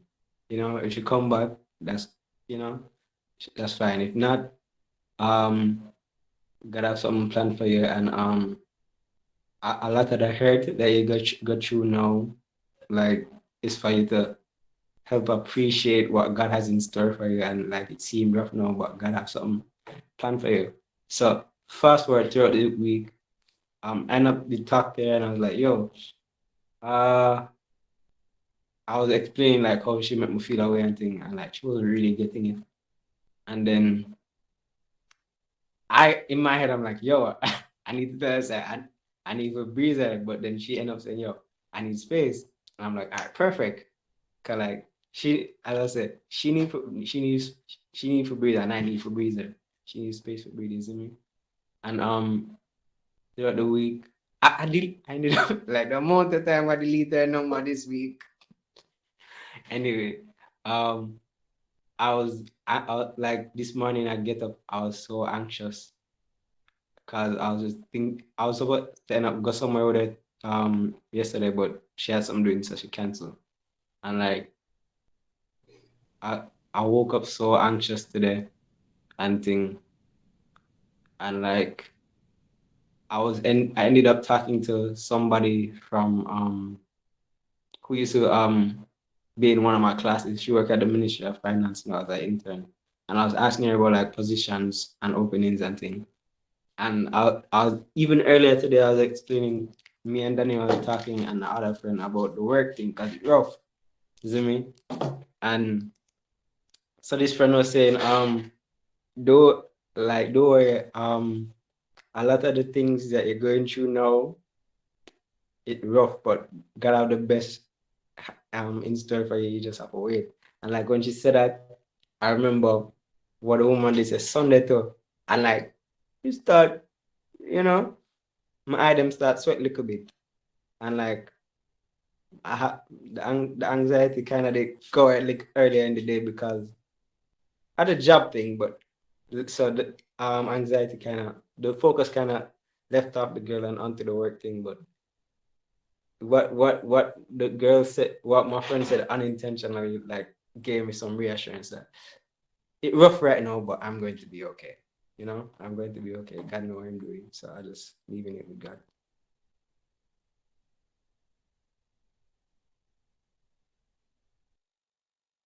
Yared, as your reassurance. And Yared, you know this story, but I think I ever really think about it. So I'm telling the story now. So in December, I know my first job after undergrad, we're not gonna get into it. One day in December of last year, them do me something. I never like it. I go lunch, I'm not come back. When I was walking out of the building, is that me text mother, I said, Mommy, may I go do this? And she's like, all right, cool, me get it. And I stepped out the building and I said, God, me don't know me I come what I can't do. Me not no work. Me not no money. Me don't know me I go and do more than fast and pray every day. But I put in all the faith in you. Say you're going to sort this out and it'll be just fine. And I told myself and I said to God that by February I want to be working again. No, February did look like it I got done and no work now come. No interview, no nothing like that. And you already remember that I got 6 interviews to do. So much so that me pick, choose, and refuse which work me want to do and I want to do, and which money me want and which money me don't want. And that was me. That was me stepping out in faith in God. And I same thing. I kept, and that is why now, and even now, you already know too, but I'm telling you, even right now, I am not so pleased with what I do. I am a call center agent. I left you with honors with that double major. I'm still gonna do this. But if God did it that time, what gonna stop him from doing it again? For me, and that's what gives me peace. I was at a point where I got up every day before work and I cry. Me sit down and me cry every day before work. And it's like, I hate this and I know I hate this. And if I say I don't hate it, me just I run up the sin bill for no reason. So we just trust God. Say, well, it's gonna be okay. And the moment that I let go of that and submitted that and just said, listen, God will deal with it. Let me not worry about it. I've been pretty okay, like okay enough to be able to get through my job and everything just the same. And the same thing Vicky said, in do it one time, and we do it again. And it's not hard. Come on, it's God. I don't know how hard feel do. But that's my encouragement to you, Yared. Even though you were there when the whole thing was happening, but me just point out to you now, you have to let go and you have to let God. Because if your hands are closed, holding on to something pretty tight, how you go grab anything? You can't. Your hands are closed. You have to let go. Open your hands to receive something else. Sorry, Geraldine.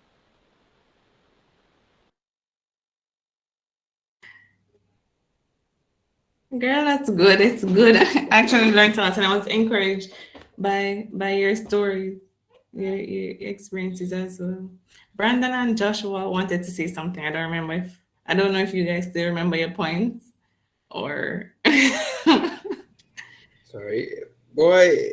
Normally just listen, and by the time somebody done, I can't even make points because I'm just like when next person says something, I'm like, whoa, revelation. All right, let me see what can go on. So me just stop. I'm gonna just listen and say, God, whatever I take for this, I'm gonna take it from it, man. Because I don't remember what I was gonna say.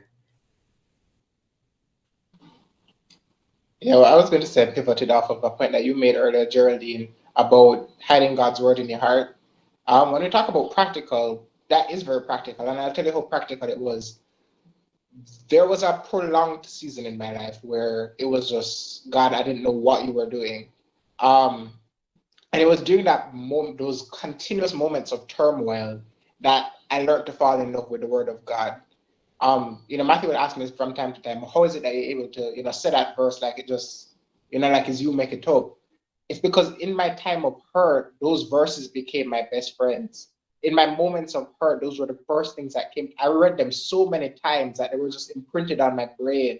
When I was like going through time and time again of temptation, Hebrews 4:14-16 became my best friend. 2 Corinthians 12, verse 9 was just like at the back of my hand, because those were what I was able to reach for to find strength from in my times of weakness. So yeah, absolutely, Daniel. Practically, those promises of God, it doesn't get any better than that. But I'll just say as well, through the guidance of the Holy Spirit, to be able to identify things in your life that you can do in the face of temptation. I'll give you another example. In first year, our first semester, when Matthew and I became friends, whenever it was a case that, I was in my room and there was a temptation to go do something that I knew I shouldn't do, message Matthew. Matthew would come beat on my door. We'd pray together. And then if it's the case, I'd go over his room and just sit on his floor and we just talk it out or just do something. But there were just practical things that we knew that we could do as a means of, helping each other resist temptation. And mind you, the cases we may not always have that friend who's like a moments away to be able to call and say, yo, this, that. But something that God is teaching me, and I mentioned it before, is relying on him at the beginning domino. As soon as that thought creeps in your mind, stop, talk to God, repeat that promise, and go on with the day. The second you allow that thought to fester and grow, boy, you're doing yourself a disservice. As soon as the thought, talk to God, repeat that promise, and press on with the day. That is so true, man.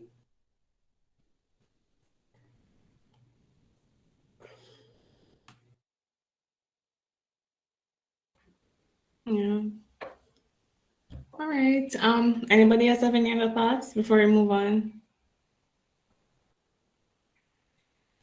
Nope. All right. Danielle looks like she wants to say something. No. All right. I guess we can move on. Does anybody want to volunteer to read the other part? Verse 11 to 17. Oh, okay, I'll do it. Oh, thanks, Daniel. Wait. Don't criticize one another, brothers and sisters. Anyone who defames or judges a fellow believer defames and judges the law. If you judge the law, you're not a doer of the law, but a judge. There is one lawgiver and judge who is able to save and destroy. But who are you to judge your neighbor? Come now, you who say, today or tomorrow we will travel to such and such a city and spend a year there and do business and make profit. Yet you do not know what tomorrow will bring, what your life will be. For you are like vapor that appears for a little while, then vanishes. Instead, you should say, if the Lord wills, we will live and do this or that. But as it is, you boast in your arrogance. All such boasting is evil. So it is sin to know the good and yet not do it.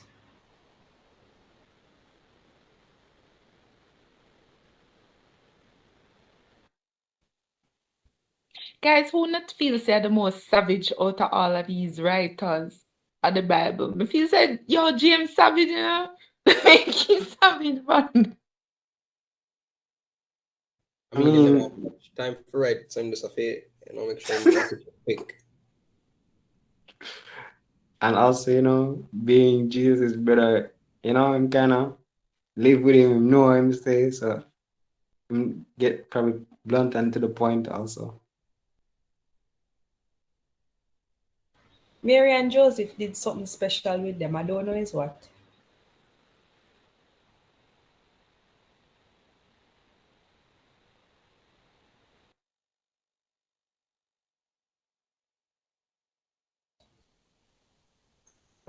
Did anything stand out for you guys? Before I tell you guys what stood out to me, if anybody wanted to share. I was just looking at like verse 11. It says that 11 to 13. Don't criticize one another, brothers and sisters. Anyone who defames or judges a fellow believer defames and judges the law. If you judge the law, you are not a doer of the law, but a judge. There is one lawgiver and judge who is able to save and to destroy. But who are you to judge your neighbor? It's like me kind of want to break this down a little bit. Because anyone who defames or judges a fellow believer defames and judges the law. Now, I can understand defaming the law, but judging the law, no. I'm going to Google what judge mean. All right. Judge in the verb is to form an opinion or conclusion about. So we shouldn't form opinions or conclusions about the law. Well, no, we actually shouldn't if you think about it. Um,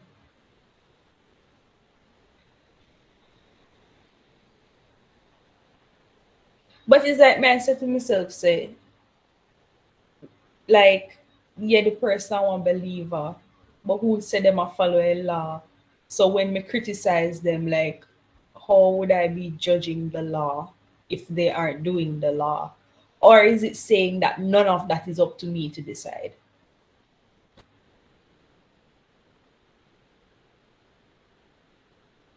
Ask the question again. All right, like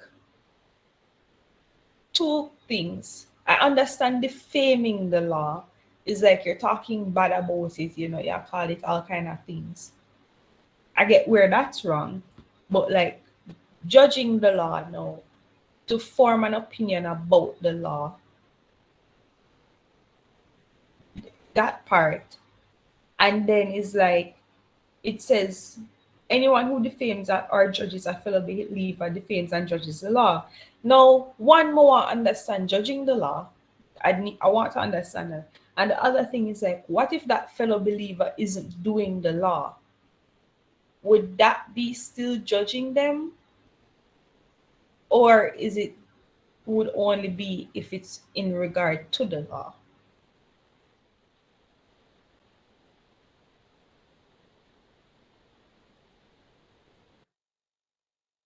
And what did you say the definition of judging is? Form an opinion or conclusion about. Mm-hmm. I think I'm going to get a Bible commentary on this to help you understand.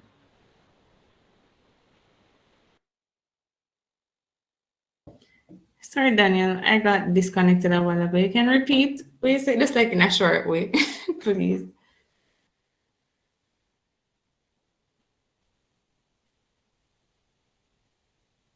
So Yeah. I just want to So say about that. Are you saying, Daniel, that if the person is not doing the law or not following the quote unquote laws of Christianity, are you judging them? Is that what you're saying? right, like are we judging them and in turn judging the law?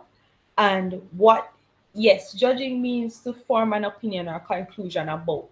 But like what is a real life example of judging the law?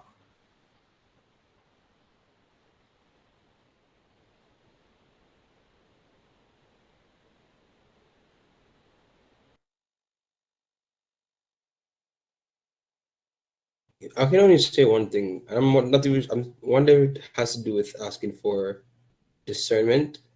And I say this because sometimes right now I'm reading Corinthians and it speaks about how people will actually let me make sure I'm not misquoting, but like essentially you're applying worldly wisdom to the Bible as if it were, accurate. I think I think that's the only thing I can think of when it says to judge the law. So like it says that it would seem foolish to the scholars and all these people, like what the word is saying, and so we're not supposed to use our earthly wisdom. Like that won't. It'll basically degrade what the Bible is saying. So that's the only thing I can think of when it says judge the law is to use worldly wisdom to try and interpret it. Like you try to logically say, "Oh, God must have meant this because this is something like that," rather than like trying to read more of the words and ask God, "What do you really mean by this?" Like you try to form your own conclusion, and usually in the way that kind of benefits the person. Like that's usually what I see happen. That makes sense. And like when it goes further, verse 12, where it says, there is one lawgiver and judge who is able to save and destroy, but who are you to judge your neighbor? Like, it uses the word judge as a noun. there is one lawgiver and judge. In verse 11, it uses the word judge as a verb instead. So a judge if you think about one judge in an actual court, the judge is ultimately the one who interprets, looks at the facts of the case presented, and interprets the law to apply to the case. And the judge is the only person in the courtroom who is responsible, whose ultimate judgment, I can't use that word to describe it, but like whose ultimate interpretation of the law and the case matters, except when you have one jury. But we are just ignorant, we don't have a jury in this situation. So may I think about one judge. So what qualifies a judge to become a judge? Being a lawyer for how long? And then other stuff. Then they earn being a judge. So what makes God that judge? Him being righteous and holy and without flaw. All right, I don't know if you, well, I think you take it like it's very hard to relate the two things. So like you're the physical judge in like criminal and whatever law, and like biblically God who is the judge. But before I even get to that, I found the thing on Corinthians I was speaking about. This is the New Living Translation, I think so. Yeah, and it was First Corinthians 2 verse 15. Sorry, 14. But people who aren't spiritual can't receive the truth of God's Spirit. It all sounds foolish to them, and they cannot understand it. For only those who are spiritual can understand what the Spirit means. Those who are spiritual can evaluate all things, but they themselves cannot be evaluated by others. And then quotes, who knows the Lord's thoughts? Who knows enough to teach him? But we understand these things, for we have the mind of Christ.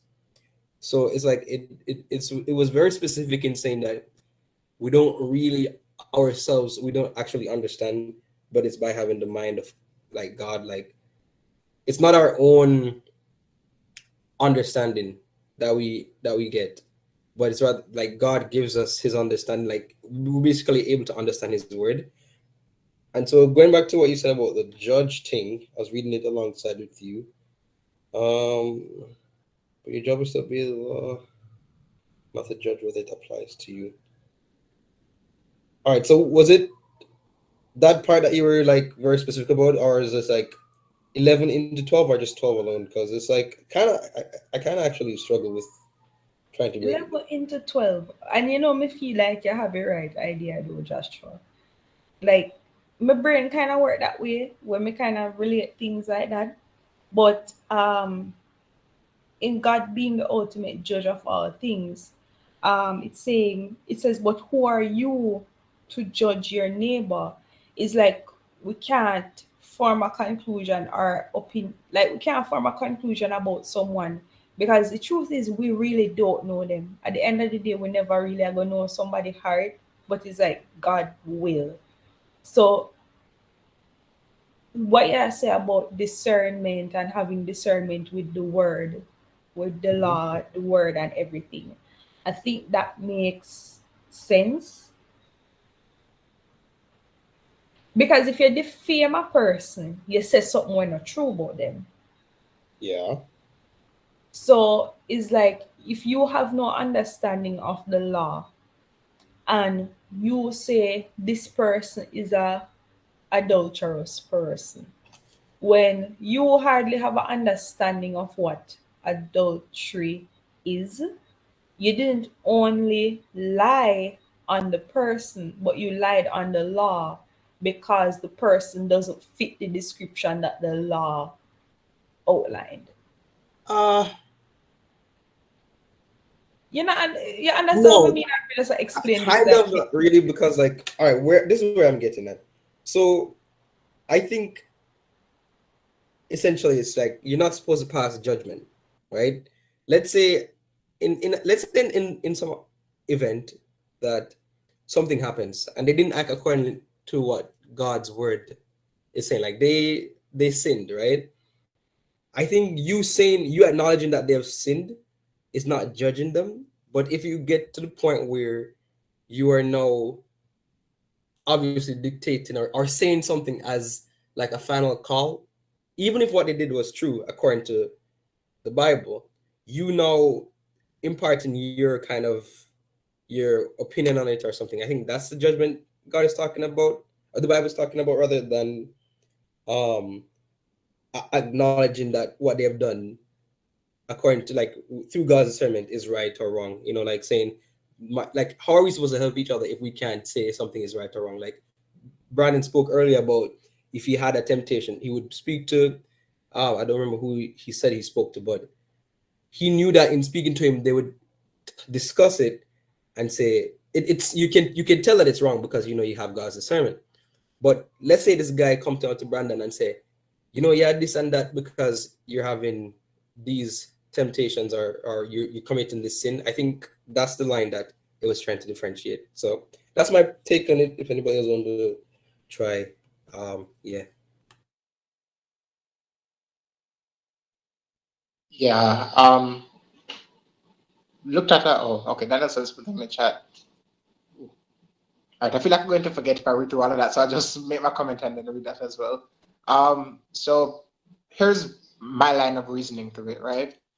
So I try to understand this idea of speaking evil of someone and judging them. And there were two instances in scripture that I compared that helped me to understand exactly what was being addressed here. So in Matthew chapter 18, verses 15 to about 17, it talks about what you should do when you find your brother in a fault. So if you found that your brother made a mistake and sin, take him one side, you talk to him, encourage him and whatever. And if it's the case that he persists in that wrong and whatever, then you can bring him to the church and the church can seek to rectify the issue. So the Bible supports that idea of if you see a brother sin, talk to him, encourage him, and all of that. But then there's another perspective that the scriptures caution against, which is described in Matthew chapter 7, verses 1 to 5, where no, it's a different type of identifying sin. No, it isn't identifying sin for the sake of encouraging, but it is fault finding. And that's Matthew chapter 7, verses 1 to 5, where it talks about not judging. And this is the same instance where Jesus says, you're so concerned about the mote in your brother's eye, but there's a big old forest in your own eye that you refuse to acknowledge. And so the difference between Matthew 18 and Matthew 7 is that one is identifying sin for the betterment of your brother, and the other one is simply fault finding with the purpose of injuring, or simply, as I said, just fault finding.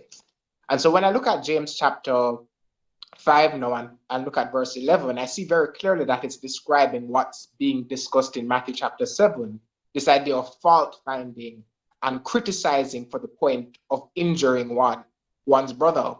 But then how does the idea of judging the law come into the picture? Where is it?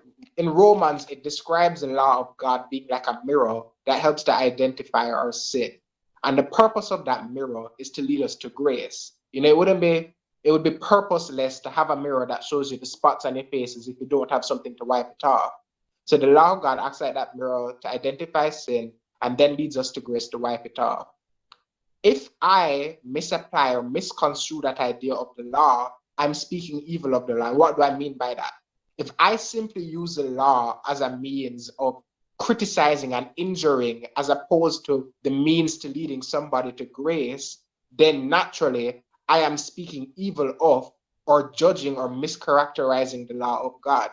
And so when I use a standard of righteousness as a means of tearing down as opposed to leading somebody to grace as the law should, then not only am I criticizing or speaking evil of my brother and judging him, but I'm also speaking evil of and misapplying the law of God, and using it for purposes that it wasn't intended to be used for.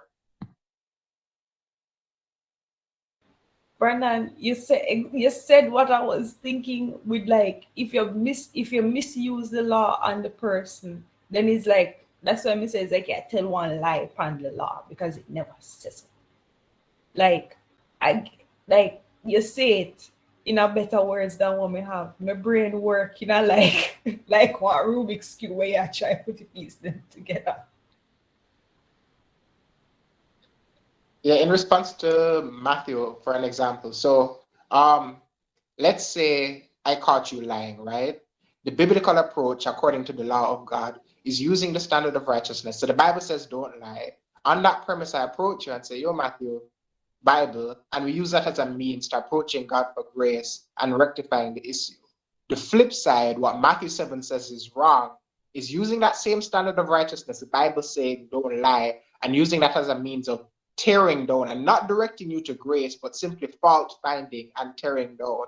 And so that is a misapplication of the same law of God, not using it for the purposes to which the law is used for, to lead someone to Christ, lead someone to the grace, to rectify the issue, but simply to tear down, if that makes sense. And James says it in the previous chapter, in chapter 3, verses 17, when he says, but the wisdom that is from above is first pure, then peaceable, gentle, and easy to entreat, full of mercy and good fruits, without partiality and without hypocrisy. It's the idea of if you're coming to use God's word on somebody, then it's supposed to be bearing good fruit, is supposed to be uplifting them. But if you're using it as a weapon to tear them down, to condemn them, then you're not using it the right way. So I totally agree with you.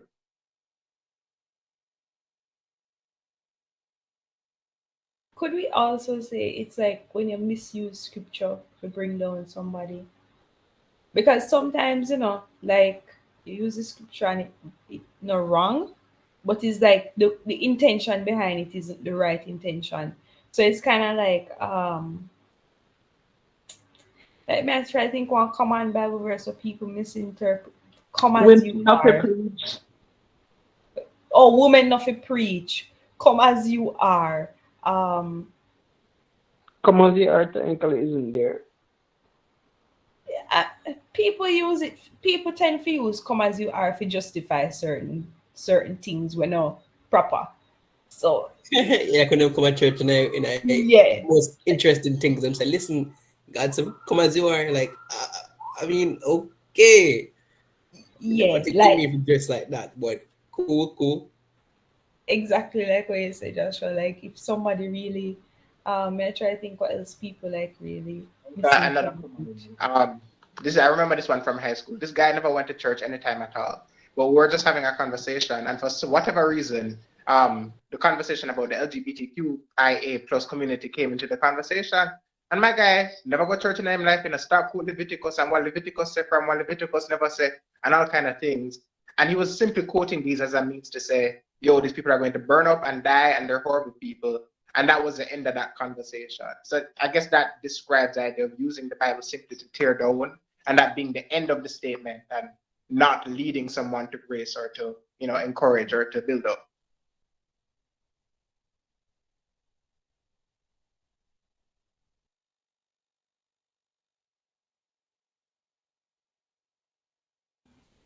All right, thanks, Brandon, for clearing that. Oh, Joshua, you can talk. Oh, no, it's completely unrelated. You can type that point first. Yes, I was just saying thanks. All right, you already can go. Yeah. Like, let me see.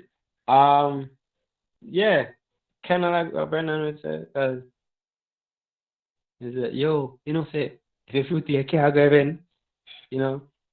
As Junior Gang once said, you can't go as Zion and wear Jerry curls, can't tell the boys from the girls. And yeah, Isn't that a that's song? true, but huh? Isn't that a song like written or something like that? Yes, that exactly. Um, so some people say, yeah, man, you can't do that. And like, wait there. You know that sexual immorality is more than that, right? That also involves you and your girlfriend and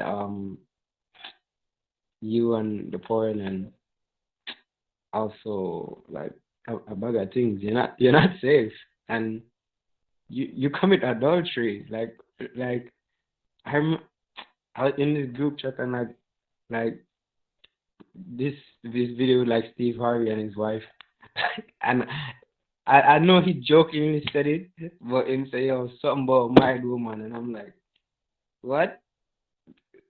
What? You know, that thing don't work. I'm not saying it work.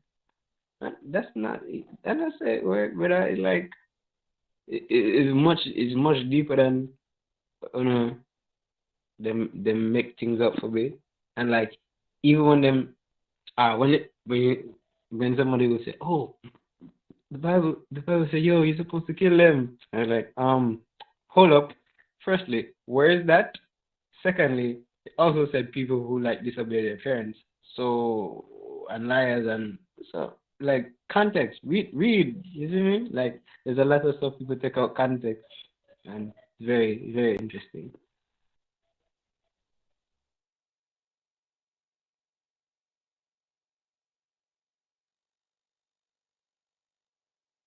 He muted. Like my stepfather likes to call on men are the head of the household.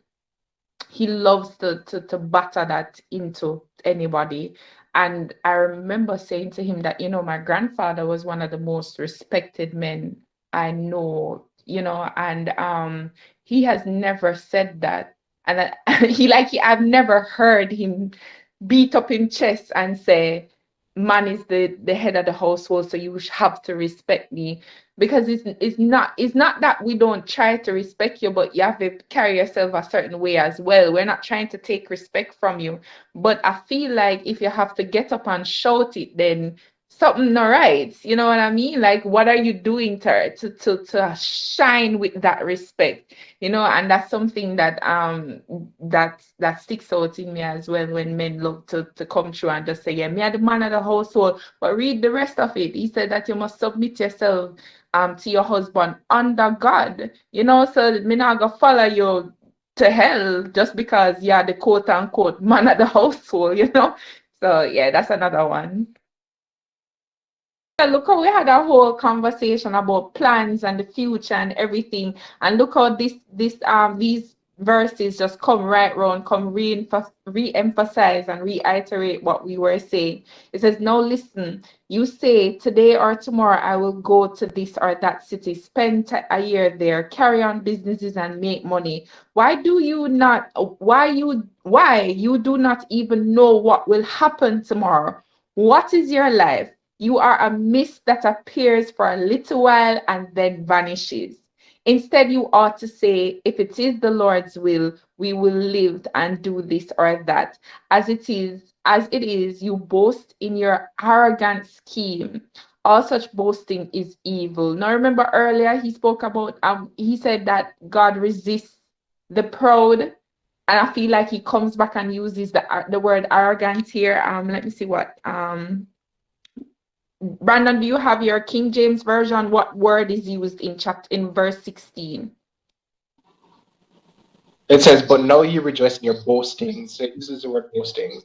Yeah. Yes, it's kind of like the same idea that you already think you know what your future holds. It's kind of that arrogance, boasting / pride. And really and truly, he's saying no, like what Geraldine was saying. Anytime you pray, you have to put in what does God will say. But me not lie, like James savage away and disrespectful because the man call me life a vapor still.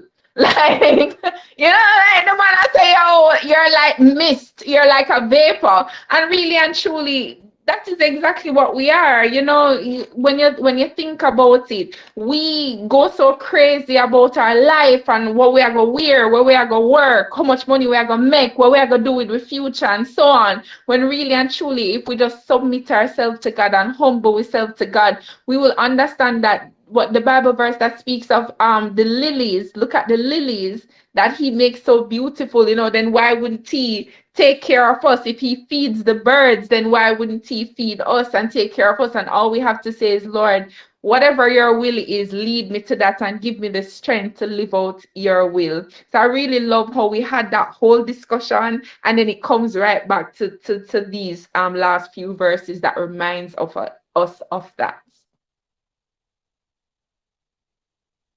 Amen, amen. And verse 15 and 17 stood out to me. I think verse 15 should be like the standard of Christian living.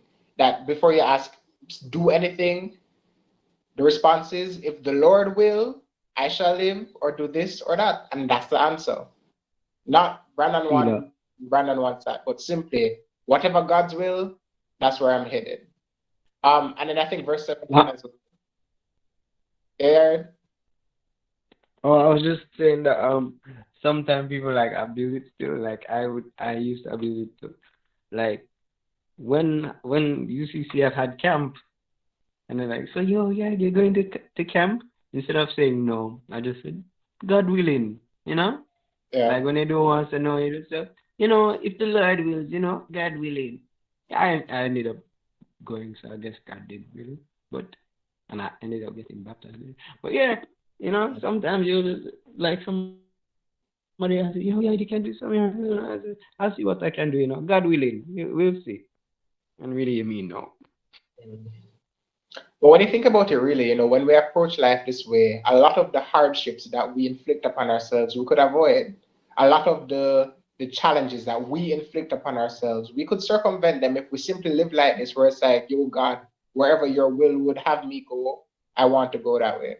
And then my comments on verse 17, I think this is a necessary truth that every single person must look at and must consider, that sin is not only doing bad things, but it is not doing good things. And that gave me a moment of pause, because you'd remember, I think it was in the book of Matthew, where he was describing this end time scene, and people coming to him and saying, yo, God, we did all of these things in your name. Why is it that you're saying, depart from me? And Jesus says, when I was hungry, you never fed me. When I was naked, you didn't clothe me. And they were like, yo, God, when is it that we saw this happening and whatever? And it's like, look around you. There's so many opportunities for you to do good, and you didn't do them.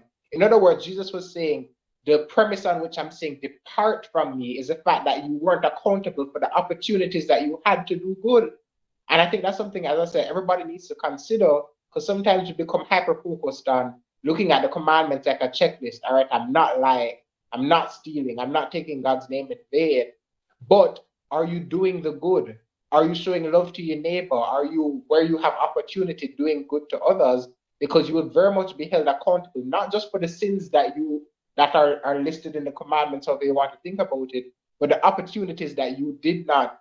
Exactly, Vicky. Are you serving? Exactly.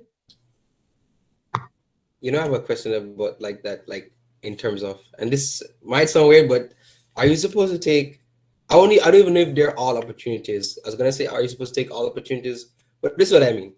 So sometimes I go out in the city and I see someone asking for food, and I go and I buy it and I come and I give them, and then you can't book up on the next two people, and you're like, yo, it's not like I don't have it, but it's gonna become like more and more of an inconvenience. And it's just like, yes, I should also say, God, I know that you're gonna take me through it, right? It's like I'm not supposed to stress about if I use up all of my money now, if I will be okay later. But at the same time, I don't think God really expect me to go around the entirety of Toronto and feed everybody if we broke upon them, right? But sometimes it's hard for me. I mean, just give one person, and they're like, "Oh, thank you, God bless you," and I'm like, "Yeah, you're welcome." And I mean, just touch my next car, and the next person and he's just like, "Boy, you could, but also, like, where do you say, all right, time for me kind of go in bed before my credit card get declined?"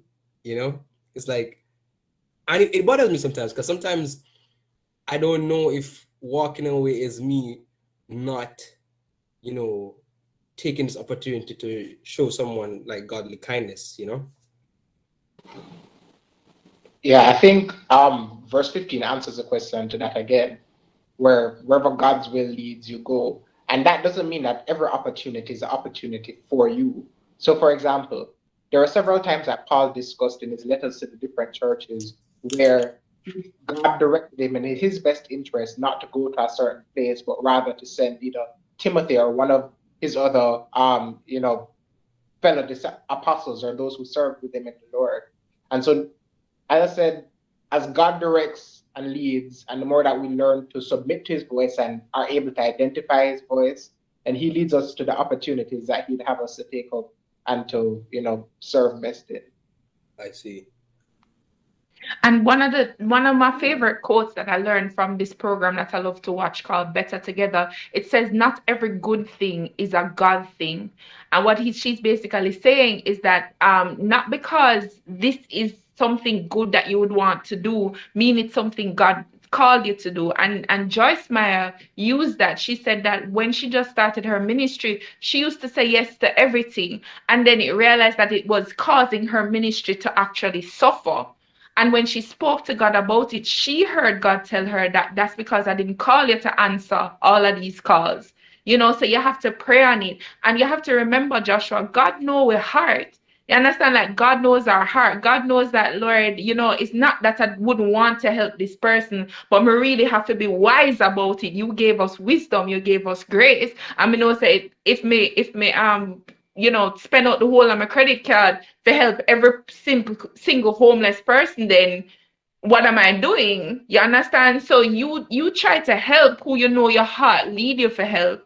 And I remember when I was in New York, I used to save $1 every day when I go on the train. And the first person who walks up to me and begs me something, I would give them that $1. But I only had $1. You understand? So it's who first come, first serve. It's not that I wouldn't want to give $1 to every single person who come to me and beg, but that's all I could spare. I said every single day, my way of giving back was always have $1 put down. And I remember one night, one man said to me, how dare you do that? Like, why you do that? You're encouraging them. You're this, all of these people are scammers and whatever. And I said to him, if these people are lying to me, that's between them and God. My job is to do what God calls me to do, which is to be kind. You understand? Me not go kind to every single person because this is what I have, but me I go kind to somebody. And for whatever reason, them take that money and do with it, that's between them and God. But me knows that God know my heart and what I was trying to do. So no, Joshua, I don't think God called us to help every single person, but I'll give you something. There's a group of guys on the road that I walk every morning. And I've never given them anything, but I talk to them every single morning to the point now where they actually sit down and lay with me every morning now. And they're like, yeah, what's up, sunshine? You're late this morning. And they tell me it makes their day to see me come because people pass them all the time and pretend like they don't exist. But when I'm passing, we're having a whole conversation. What you going to do today? Whatever. So sometimes it's not only giving, but sometimes it's just being kind and recognizing them. Sometimes people just want to be seen.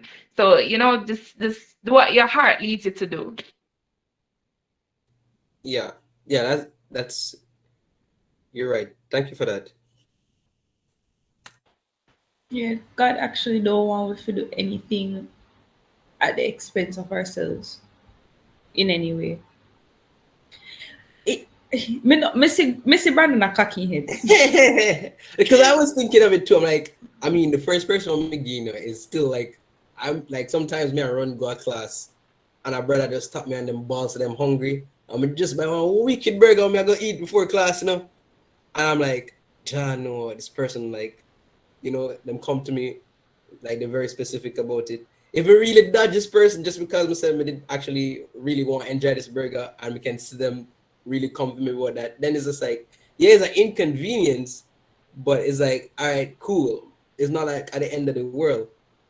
But yeah, God does kind of, it's like, it's not an inconvenience if it's going to do, what I said. What that story in the Bible where the lady did have a little But bit Joshua, of... do you think you felt bad about it? No. You didn't feel bad about it? That happened to me where I had 2 lunches and I didn't get a chance to eat any of them. I got free lunch from my first job and I got a lovely free lunch from my second job. And because I was working so hard today, I didn't get to eat any of them. So I pack up the 2 boxes, them like ready to go. I'm going to enjoy myself. Yeah. And on my way out, one guy walked up to me and he didn't ask me for money. He passed me first. I said hello to him and everything, this homeless guy. And then he turns back and he says to me, is it possible for you to give me a food because like I'm really hungry, I'm homeless. I remember my heart dropped. Because I was so excited to go home. And I mean prime in a guy is like laughing. And I literally just take the bag and just gave it to him. 2 full boxes of meals, I mean, lovely yeah, meals your that I heart was jumped, looking forward. And I your just heart took jumped to it your and first gave love. it to him.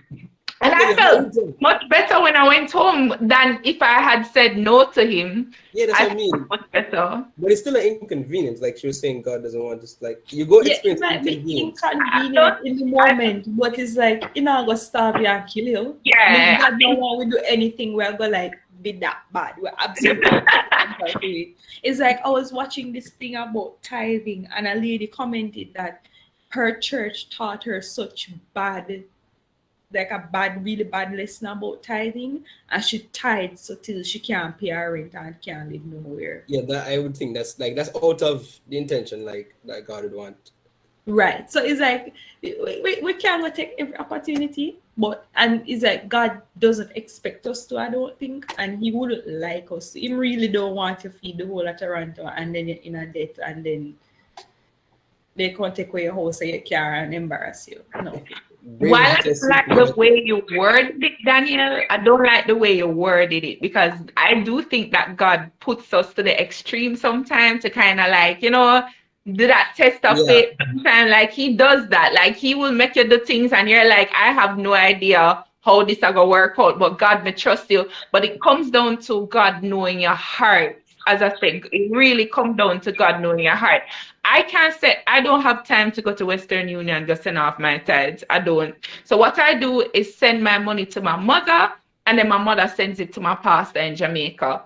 And 1 month, me realize say my pastor not tell me thanks. Like every month, he send me a message say I get your contribution. Thank you so much. And 1 month, me realize say like him not tell me no thanks, so I'm not say nothing. And then like later on, my mother come to me and say, "Oh Vicky, I forgot to tell you that I kind of use your tithes. I had an emergency and so on, and she used my tithes and whatever."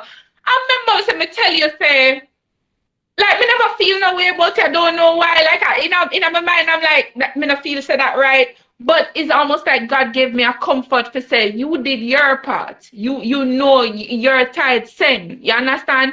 And it's just that this happened and this use it. Your mother never commit a sin. Like she and him know my mother heart. You understand? I wish she would have called me and said, Vicky, me in a tithe, make me send money different. Don't use my tithes. That's how me feel, on the surface level. But in my heart, me feel like God said to me, say, no man, no worry, like me understand. It's our heart. Me know where our heart was when she used the money. And she did pay it back. She did. So my pastor did get a nice double check the next month because he get the tithes all from the month before and the tithes that me sent this month. But it comes down to Joshua and Daniel. I think it comes down to our heart. If you feel like God is pushing you to do something as uncomfortable as it looks, as unreasonable as it looks, is it that you're resisting God because you don't have faith that He will cover you? Or are you just listening to your own flesh and your own pride? Or is it that, are you going to take that leap of faith and do it despite the fact, say, look good? Because remember me tell you, say, like, me did tired the night then, and me know, say, me now come home, come cook nothing, me did want my food, and me never eat, you understand? And the man asked me, and me did feel, say, all right, could I give him one and keep one? My heart never tell me that. My heart tell me, say, to give him the whole thing. You understand? I come home, come grill a cheese sandwich, drink a cup of tea, and go on my bed, I'm good. You know what I mean? But sometimes God will lead you to do things that seem out of bounds, seem like, oh gosh, this is gonna crush me. So that's why I said, Daniel, me not really love the way you word it, but I understand what you say. But if we have to, if you have that relationship with God and you know how to listen to Him voice and listen to what Him put on your heart, sometimes God will lead you to do some quote unquote heavy quote ridiculous things, ridiculous things. And sometimes you will see an opportunity come where you feel say, this sound good, but something in your heart I tell you say, this is not my calling. This is not something we're supposed to touch. And you can follow that as well. So essentially, it's just to be able to hear God's speaking to you specifically, and if he is, then listen no matter how terrible it may sound.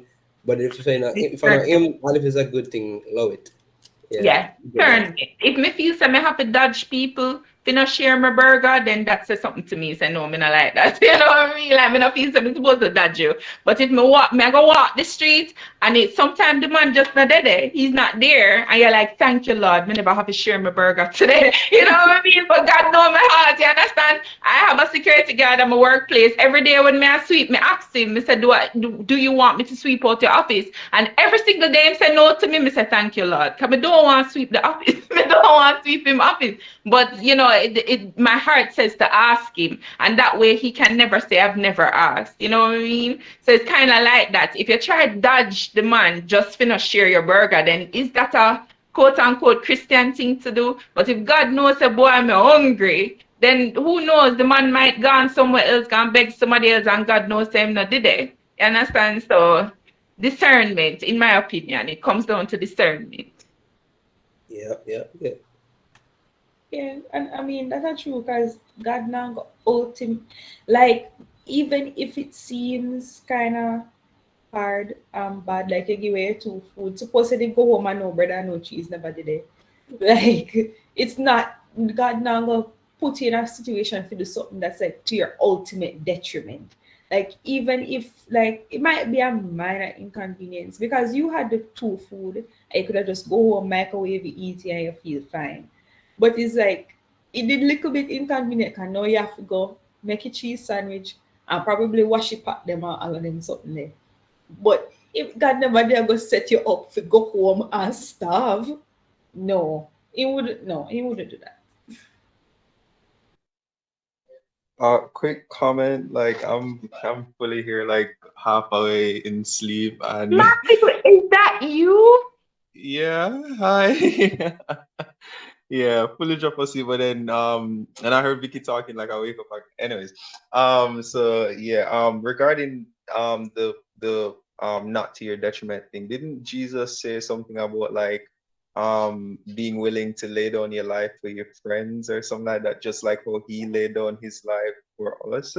So like to that I don't know, like I don't know how that plays in the conversation, but yeah, So we that just wake again. up back and that was on my What you that was say on my what's your ultimate detriment? I mean, if you're going to yeah, get I'm saying crucified, I mean. Wait. yeah, I just want to That know if again. that plays into this conversation at all, because I wake up and that was what was up floating on my You said mind. that wake you up. It's funny. But Yeah, I mean, bro. if you do that, you're not gonna go to heaven. So it still work out for you. I didn't even think of that. That's amazing. Wait, Matthew, can you please repeat what you said? Because I didn't really hear it properly. About what you said. The I think it's somewhere in one of the gospels when Jesus was talking, he was saying something about being willing to lay down your life for your friends, just like how he was predicting his own death when he said just like how this Son of God will lay down his life for us, right? So I was wondering how that plays into this conversation. Because you guys were talking about to someone's ultimate detriment or whatever. Well, So yeah. if I And he yeah. told who himself to go kill his son? Was it who himself to go kill Isaac? Oh my gosh. Who did Oh, Abraham. Abraham to give up Isaac? Yeah, Yeah. but like me just I say, like if Abraham did kill Isaac for you, it two of them would have got heaven. So No, it would not work out. But the So point is that sometimes God will ask you to do things that yes, seem see, your detriment, really that crazy. seem, and you have to be the one to trust him because remember Jesus went to him and said, Lord, if there's another way, rather not get crucified in a Lord. If you can just, exactly. work this out another way, I'd rather not. But let your will be done. And Jesus was ultimately crucified, and that was painful. Nobody can tell me that Jesus That never is not. suffered properly. You you understand understand? family But before it was for good ultimately. And sometimes God gonna put us through that. He's gonna put us through something that make it look like we're suffering properly, but it's for a reason. So that's why I say, you have to be careful how you word it because it's not that God wouldn't put you through something that seems detrimental, but how do you know though until you walk in faith and see what is at the end of the tunnel? How would you know? yeah. I mean that even with that food scenario, I'm pretty sure that even if you never have no food when you go home, like that end of it, that God probably wasn't planning for you to starve to death. So even if you did starve that night, and you have a terrible night, and what's it not? I guess it's a greater faith that this is not the end for you, that this is not God's planned end for you, or so you can still give it and know that I'm gonna suffer real bad right now, but I know that God's will for me is not to suffer in starvation. So me know so me go good somewhere or another afterwards. Yeah, so I guess like that.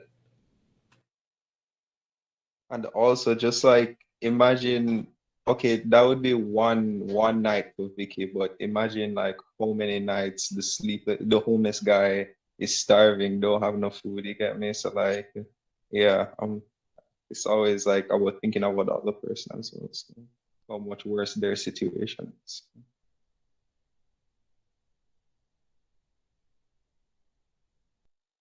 Did we? I know that we broke down up to, well, we read all the way up to 17, but did everything that we just talked about, was it really up until actually no, never mind. I think we went through it all. I was just trying to figure that out. Never mind.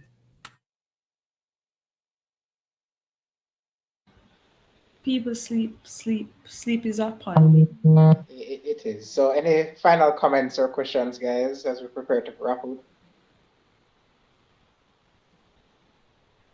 Nothing. Okay, great. All right. Seems Geraldine dropped off the call, but wherever she is, thanks Geraldine for leading out. It was an amazing Bible study. Was edified by everything everybody shared, the conversations that were had, the questions that were asked. That's what happens sometimes when you jump in a word, you just get so excited and it just leads you on all of these amazing paths until you don't even recognize the time, But despite the time, it was a fulfilling discussion. Geraldine is back. Geraldine, we finished talking now. Was there was long enough, so we hand it back over to you to close out. But yes, definitely, it was an amazing Bible study. Absolutely. All right. Any final comments from you, Geraldine?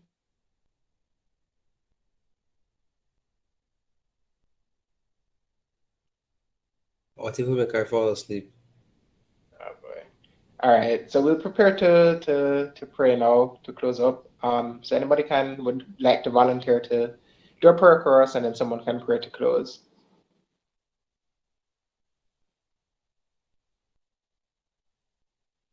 All right, great. Joshua volunteers to do the prayer chorus, and would somebody like to volunteer to pray? Daniel, pray. Okay.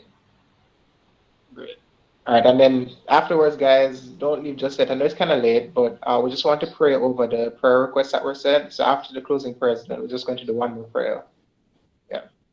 All right. So Joshua, over to you. All right, from everyone.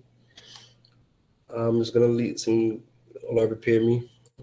So, oh Lord, prepare me to be a sanctuary, pure and holy, tried and true. With thanksgiving, I'll be a living sanctuary for you. One more time. Oh Lord, prepare me to be a sanctuary, pure and holy, tried and true. With thanksgiving, I'll be a living sanctuary for you. Then we can take it out. Let's bow our hearts in prayer.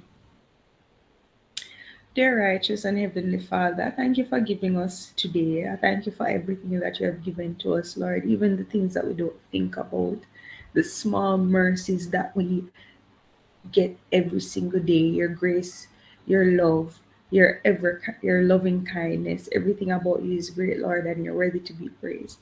I thank you, Lord, for bringing us together, for providing us or giving us the grace to come together and talk about your word, dear Lord. I thank you, Lord, for the resources that we have available to us to have your word, to read your word in this translation, in that translation, so that we can all come together and have a great understanding of who you are.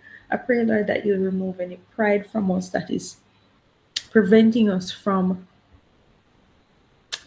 accessing your grace, that we'll be humble before you, Lord, that in any situation where we need assistance, which is every day really, that we'll always submit to you, submit to your will, submit to your word.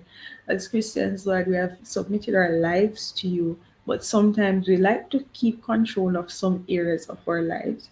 I pray, God, that if any of us have any issues submitting anything, something that we should submit to you, as we should submit our entire lives, that you will convict us now, Lord, to submit that area of our life to you, and that we will not be proud.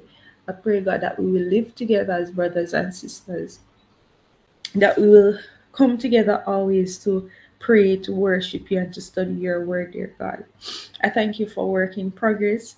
I thank you for everything that you have done. And I pray that you restore faith in you, that you'll give us a fresh anointing, that you'll restore our hope in you, dear Lord. In Jesus' name, amen.